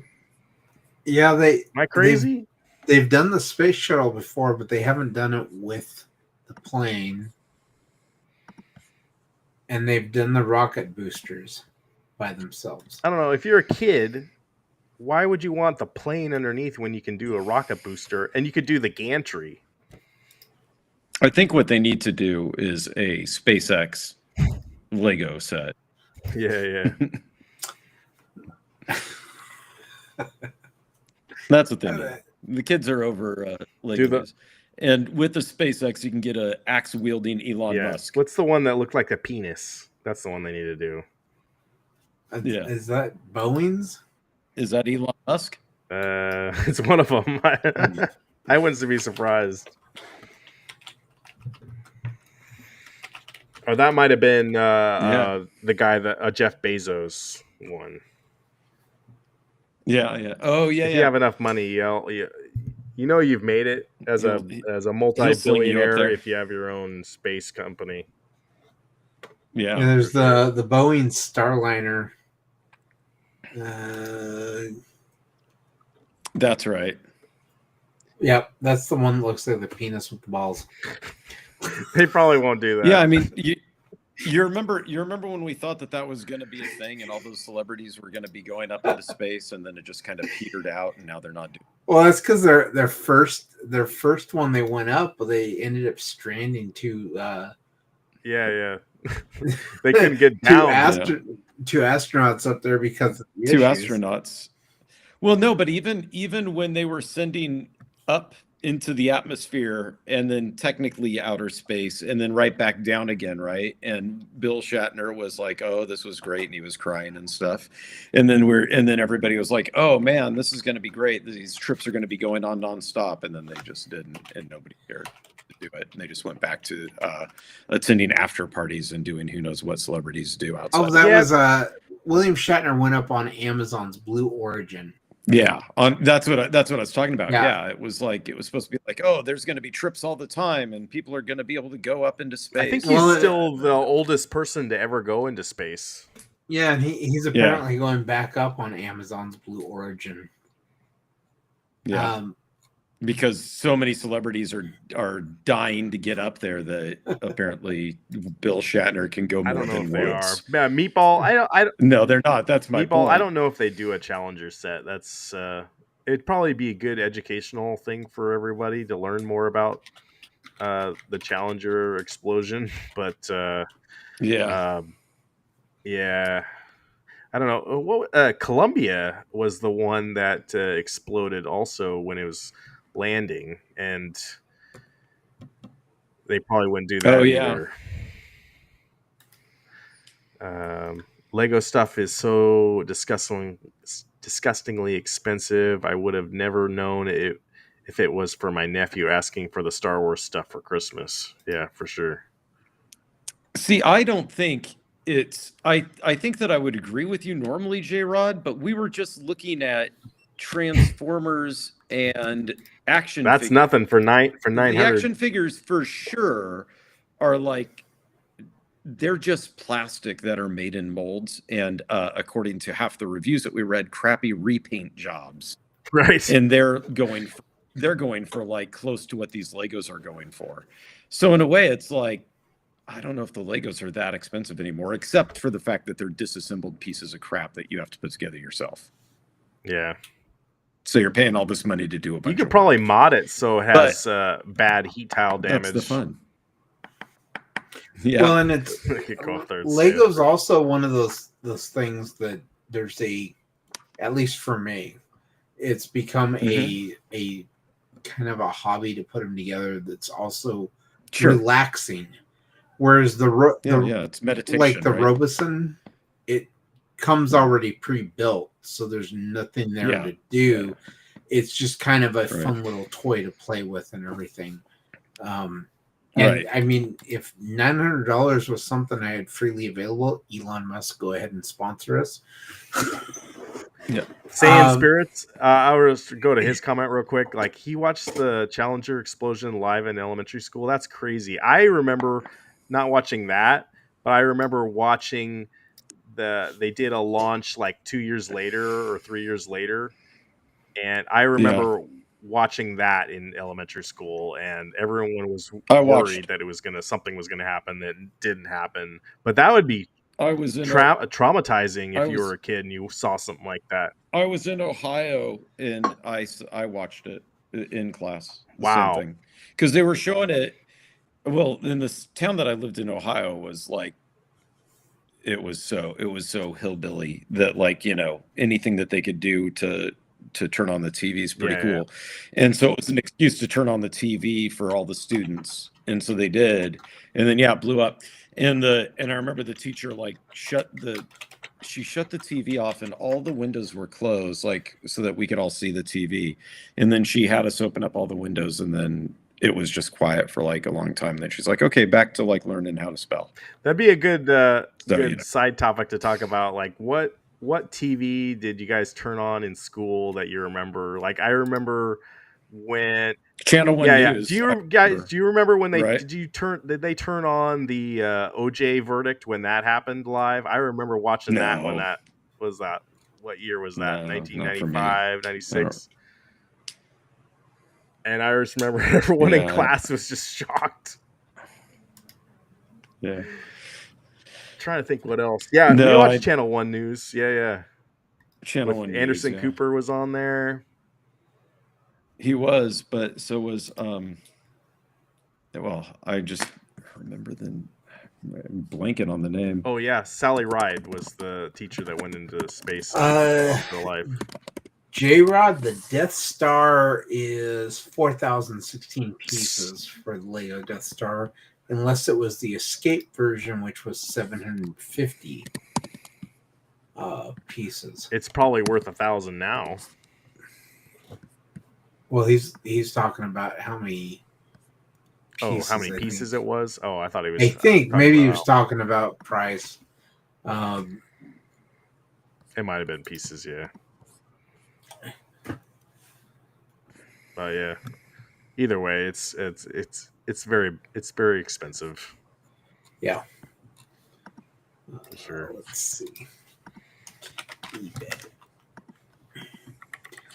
My best friend eBay. What do you got to sell me for Lego?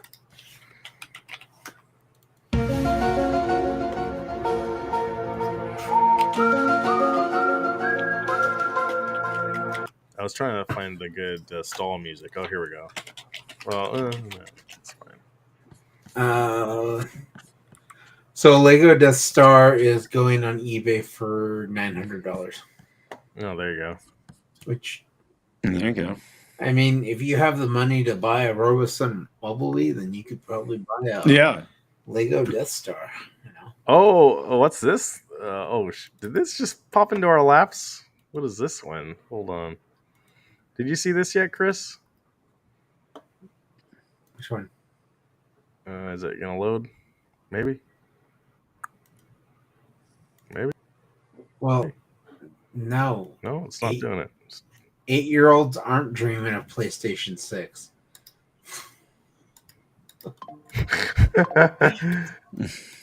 Let me zoom in here. Netflix Games Boss says 8-year-olds aren't dreaming of PlayStation 6.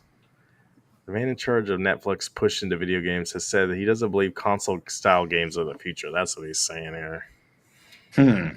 Yeah, probably not. He's probably a Steam player like Travis. Well, no, but I don't think that's what he's saying. I think that what he's saying is that streaming games is the way to go, as opposed to, you know, actually having some hardware that's respectable enough to play. Oh, sorry, we're watching an ad here now. Yeah, that's what I think he's talking about, but I don't know. Yeah, I think we're skimming through, and that's still one of those things article. Where it's like streaming games versus downloading digital or playing off of a disc or a cartridge. There's still some problems depending on which service you're going through. Well, I was going to say that the quality of said streaming game, I guarantee, isn't as good as what I can get out of a modern PC. That's, you know, a high-end PC or even a PlayStation 5, because it's a pretty decent rig, to be honest. And so, but that being said, I'm also playing a JRPG that looks like an old Nintendo game. So maybe there is some to that, right? If we keep playing the games that we looked at today, aside from Metroid Prime, didn't demand really good hardware. No, like the Gradius one. Right. Or even the X-Men game, right? Or the Marvel game. It doesn't require awesome hardware. So you could maybe stream this through Netflix. Well, I think I think almost everything that Nintendo announced yesterday you could stream. Right. Like Dragon Quest 1 and 2 HD remake. I thought that game, the crazy thing with that one, I thought they already came out on Switch. I didn't realize it wasn't there yet. That it wasn't no, out they yet. released Dragon Quest 3 because 1 and 2, I guess, were story-wise took place after 3. So they wanted to release 3 first before they did 1 and 2. But like there's also Witchbrook, Star Overdrive, Saga Frontier 2. Like these are all older games that they've just remastered, but right. Like I don't think any of them are like going to kill your bandwidth to play. In all honesty, no. No, and so that's kind of my that's I guess my point is that I may be very wrong. Like maybe he is right, and maybe children will just play lo-fi games and be totally happy with it. But myself, I switch between the two. I play lo-fi games when I don't want to like actually put the effort into really playing a game. Like in other words, I want to be able to just grab my mobile phone or my laptop and play, right? And not my high-end gaming laptop, but just, my MacBook.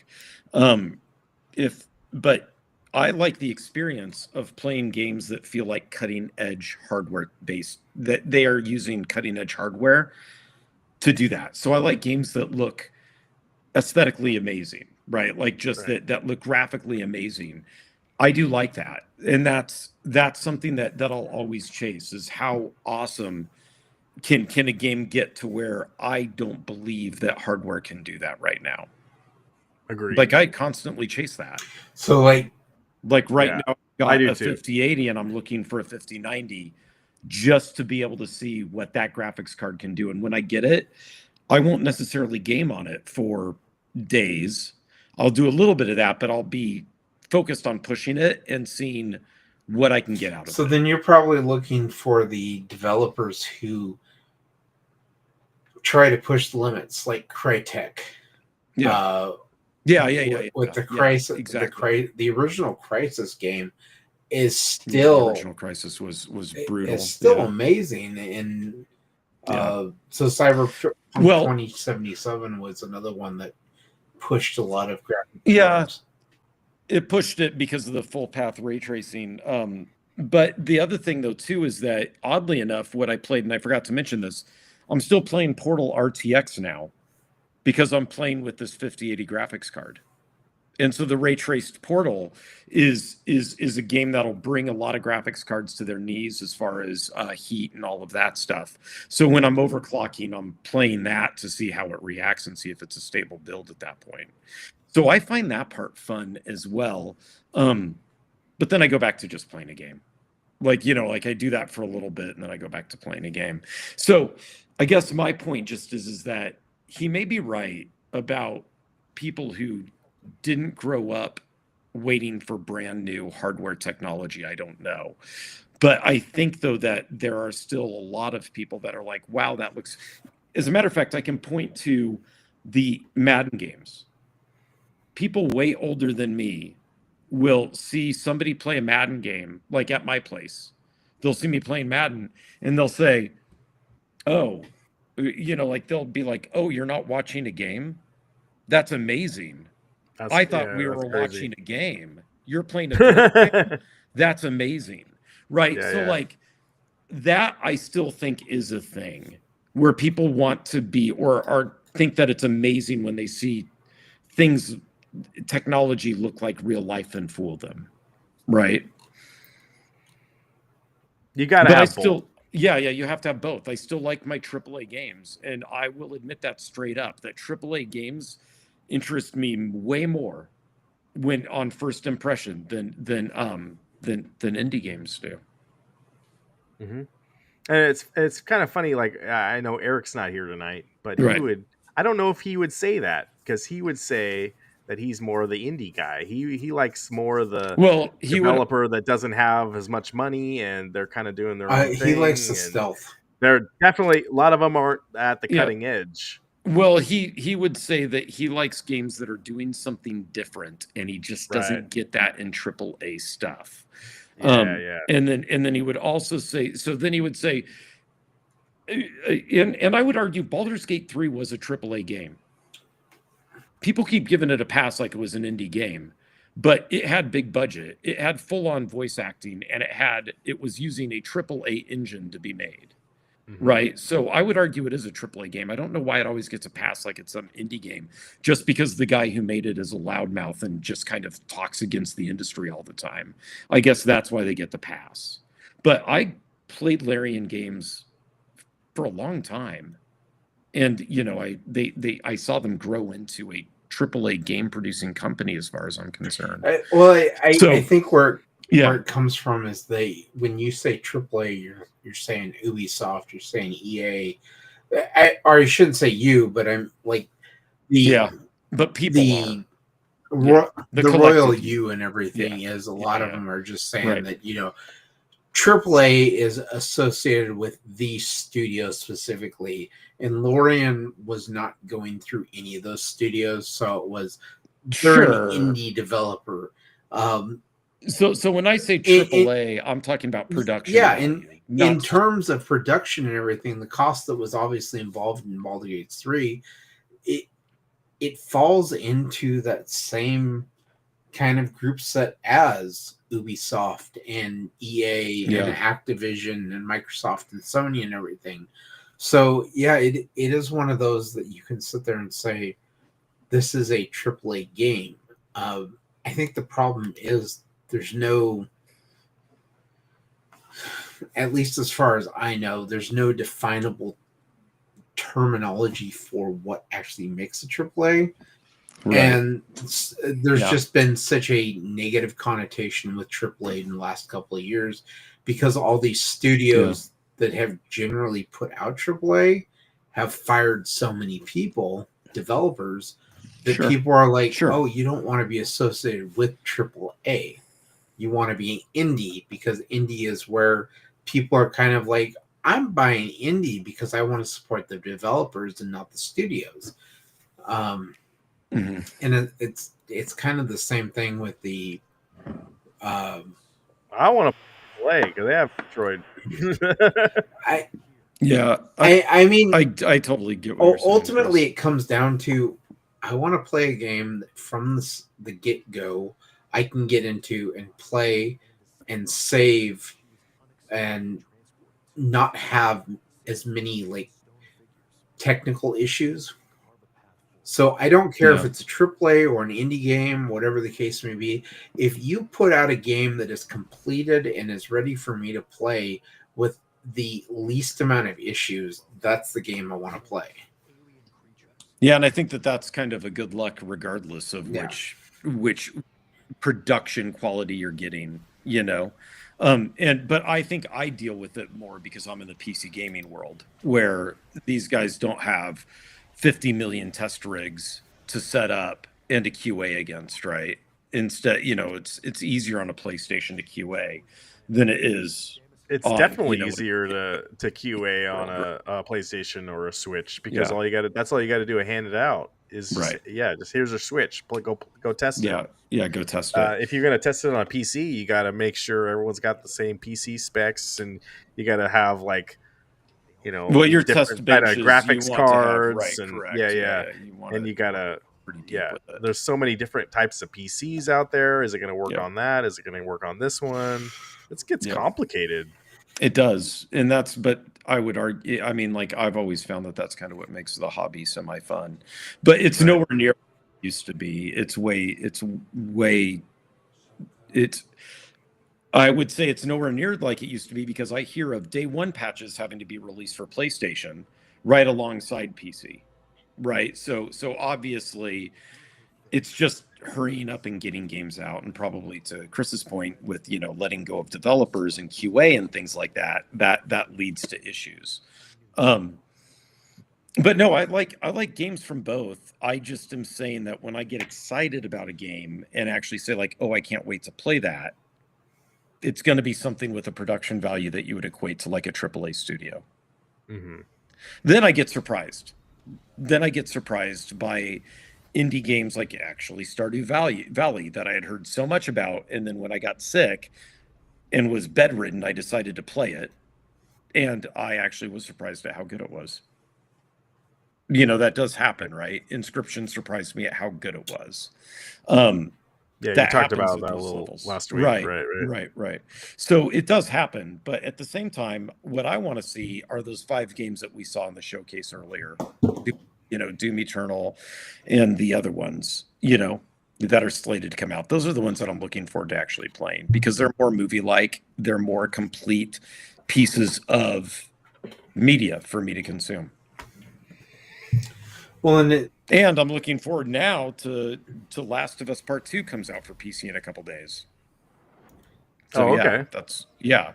So there's another game that I haven't played that now I get to enjoy on PC. Well, they play it for a couple hours and then return it on Steam.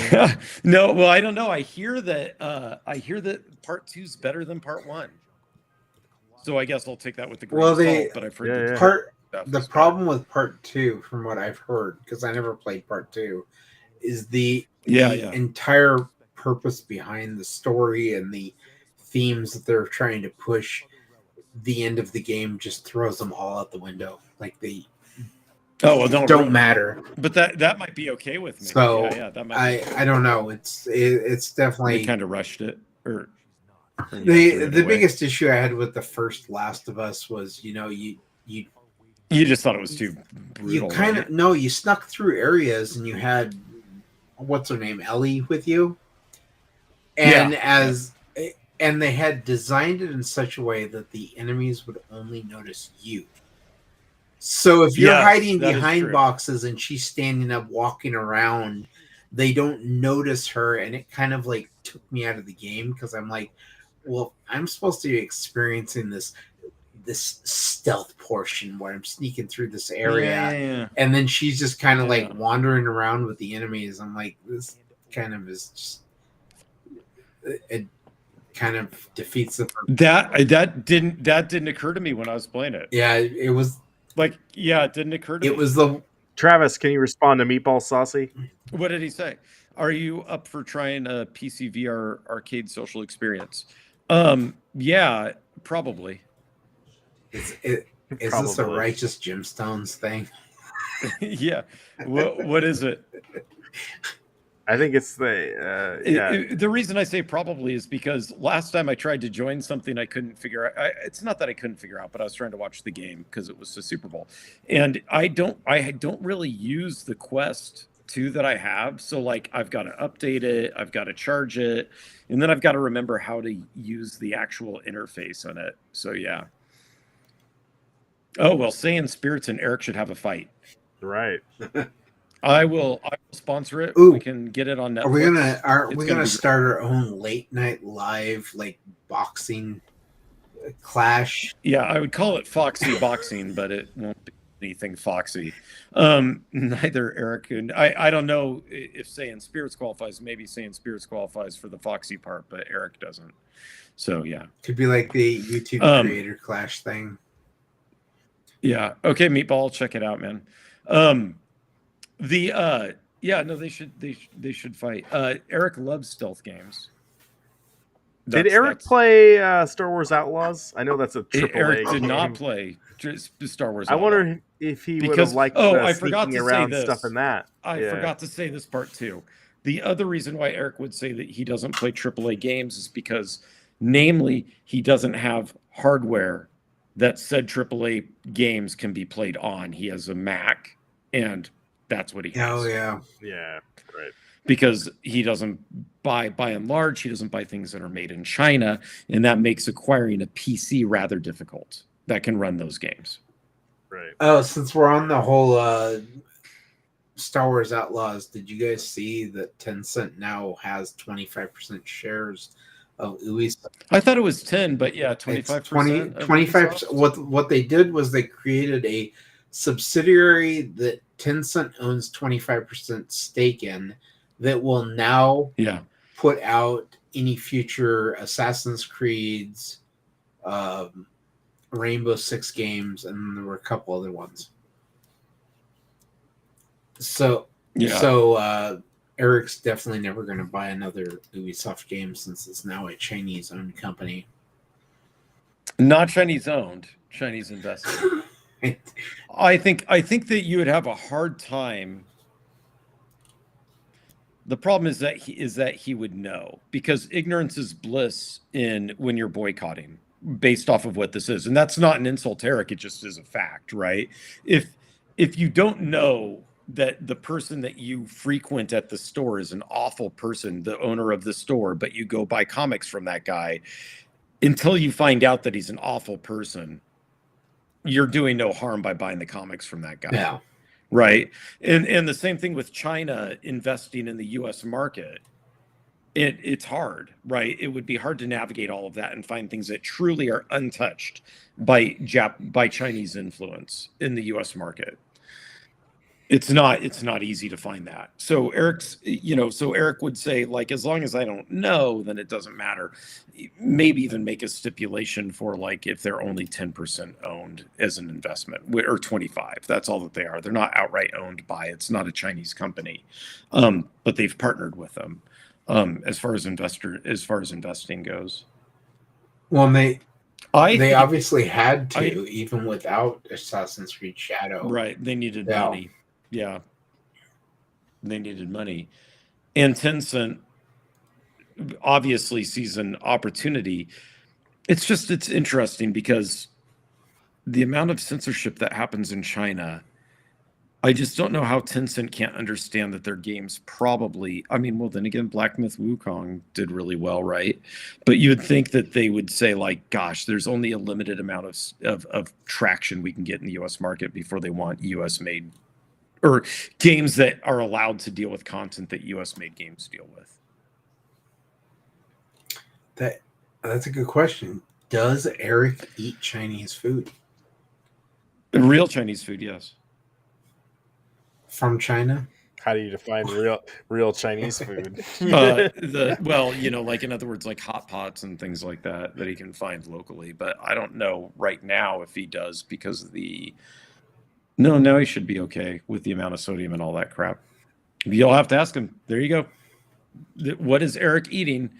That's topic. That is a big topic of this channel, apparently, or this show. Well, because he shows up and he just eats and he doesn't share. That's not polite. Right. You're not supposed to eat in front of people. Yeah, you don't see the rest of us eating, huh? Do you? No. Maybe I got my diet. I was drinking Voodoo IPAs tonight, so drinking is fun. Yeah. Eating, come on. All right, guys, it's been 2 hours. Yep. Time for me to hop back into Assassin's Creed, I think. Yeah. Any final thoughts, you guys? A lot of stuff. Next week is going to be big because we got all the Switch 2 stuff. So yeah, that'll be interesting. Be sure to stay with us. I apparently made a good business investment with my vinyls that I bought last week for $60. Yeah. They're now going for $135. Well, there you go. Did you? I opened them, and there's something about the vinyl sound that is just fantastic to listen to. All three of the albums I bought, Dune Chapter 1, The Batman, and Mad Max Fury Road, are just great. Cool. But Chris is now a vinyl snob. But yeah, they're. You have to put a penny. You have to put pennies on top of your needle to stop it. Yeah, but I didn't have to put any pennies or anything. They played perfectly. Okay. Well, there you go. But they're now going for double and triple what I originally paid for them on Mondo's website. So I don't know. Are you gonna flip them? Yep, flip them quick. You already listened to it. Ain't nobody got time for that. You already listened to it. Get rid of it. Go get. Let's go, bub. Yeah. Next week, I'm going to send some jalapenos and asparagus to Eric for him to eat on the segment. Before we go, real quick question to everyone in the chat or you're here. How much do you think Switch 2 is going to be? Chris? $459. I think it's going to go for $399. No way. I think it's going to be $500. I think they're going to. Guys in the chat, how much is Switch? Well, I guess I have to do $449. I'll shave 10 off so that I'm not over. You can't go $1 over. No, $449. All right, I'm going $499.99. That's fair, and that's without a game. Yeah. Well, I don't know if they normally give games, but I thought they didn't. Right? They might do a bundle with the game for $549. I said $449. I still think it's going to be Meatball Sausage says $499. Say in Spirit says $399. I think it's going to be $399 without a game, but they'll probably do a bundle, so maybe $449. No, you can't take my number. What do we get if we win? $99. You can't be that jerk on that. Meatball Saucy, got it. This is going to be the price. $499. I will allow you to say instead, Chris, since you think everybody else went over, you can say $1, Bob. Okay, $1, Bob. And, right, be that guy. And everybody hates that guy because that just says everybody's so off their rocker. Here, I'm just $1 because everybody's over, and I'm not even going to try. Just $1. You know. And statistically, are you going how with many of those $5.99 people were like even won? The $1 Bob people? I don't know because I never saw the show enough. A whole bunch of them won. Yeah, the did the $1 strategy? Yeah, sure because if everybody was over, then it'd be the $1 person who was there. But it's the laziest thing. Like if I was on there, I'd still at least give it like $22.50, Bob. Like $1 is just like I'm putting no effort in it. Well, there was what was it? It was in middle school. There was a teacher we had. I don't know if you had him, Ryan. What was it, Mr. Allen? But he was on Jeopardy, and so during Jeopardy during class, he had to play his video from when he was on Jeopardy for us to watch. No, I don't think I ever took that guy. The $1 thing that also ticks me off about the $1 Bob people is this. So they go on there and they think everybody's over. And they do the utmost laziest thing ever by just saying $1 Bob. Yet they're all wearing stupid outfits that they spent like an hour getting ready just to go on the dumb show for. So you go downstairs or just into your bathroom in the morning, you're getting ready to go on Price is Right because you're a moron. And you're looking in the mirror and you're like, man, I really got to look really stupid today. So you go out and you get yourself all gussied up to look super, super stupid. You wait in line, you get in the show, and then you wait to win the lottery of getting picked to look like a moron in front of everybody on national TV. You finally get there, and then you think everybody's over, and so you just go, $1, Bob. No, put some effort into it. Like, put a real guess in. Anyway, that show always made me now isn't it $1 Drew? I don't know. Yeah, that's how little I've seen it. Is that guy still doing it? I think Drew. Yeah, Drew Carey is. He's still alive. The one. And he didn't get Me Too canceled or anything. No, not yet. Okay. Yeah, it's hosted by Drew Carey. Okay. What an ugly thing to say. Oh, I don't know. That guy was he was fine. I just didn't think that he'd be in it for the long haul, like on that stuff, because he had his own sitcom and all that stuff, right? Like this whole doing the talk show thing had to have been like a step down from his big sitcom and stuff. Well, you can't even buy like his. There was the Drew Carey show that you can't find anywhere because of they had all these like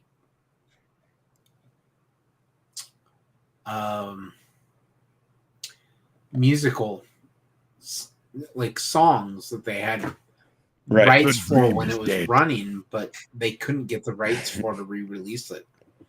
So the Drew Carey show isn't anywhere. It's just dead. Yeah. Wow. Well, then that's why he's stuck working the. on the Price is Right. Wow. All right. Well, yep. Okay. Well, Meatball, check out that thing.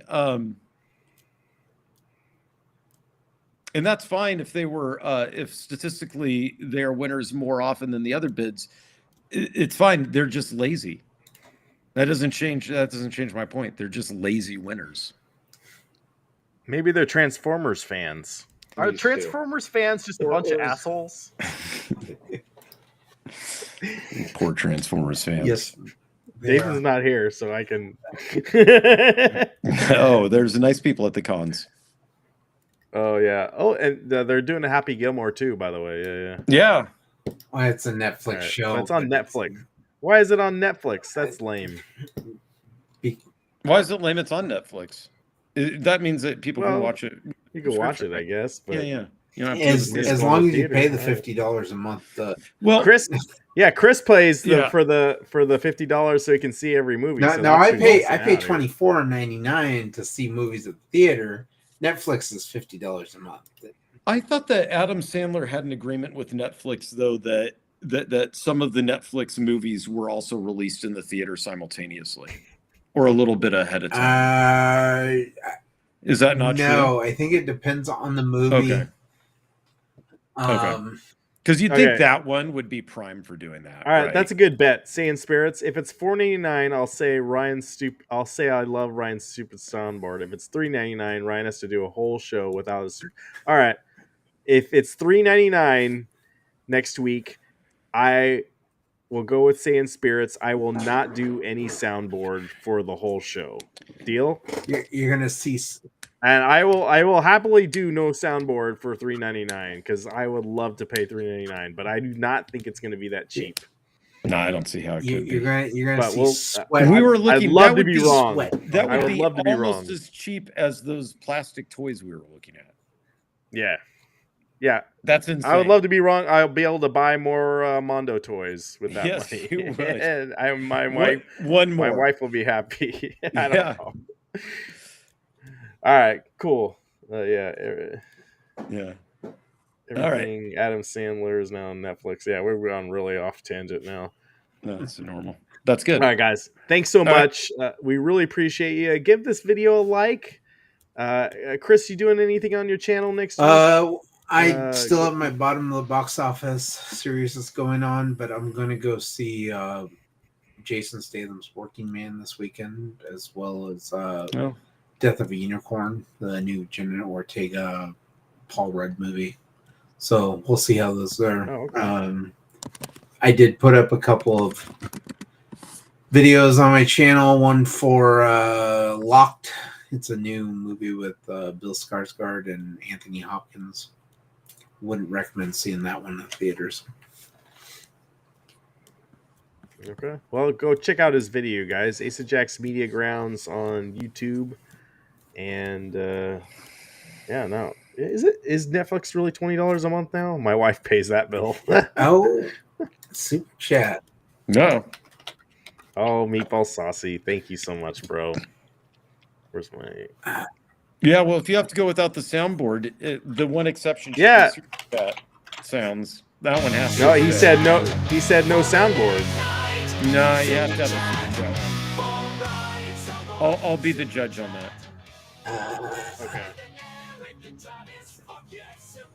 Okay. It's $25.99 or $24.99 a month for Netflix now. Wow. That's ridiculous. There's nothing good on. When does Stranger Things come back? That's the only time I want to watch it. I don't know when their next. I appreciate you, bro. Yeah, thanks, people. I don't know when their next season comes out, but they've been working on it for the last 2 years, at least. So, and it's their last season. Right. Hopefully that comes out this year. So yeah. It has to before everybody gets too old. Exactly. They're already too old. Yeah. All right. On that note, thank you guys. Yep. Good night, everybody. Talking Nintendo Switch 2 next week. Be ready. Thank you so much. Save some money on your credit card.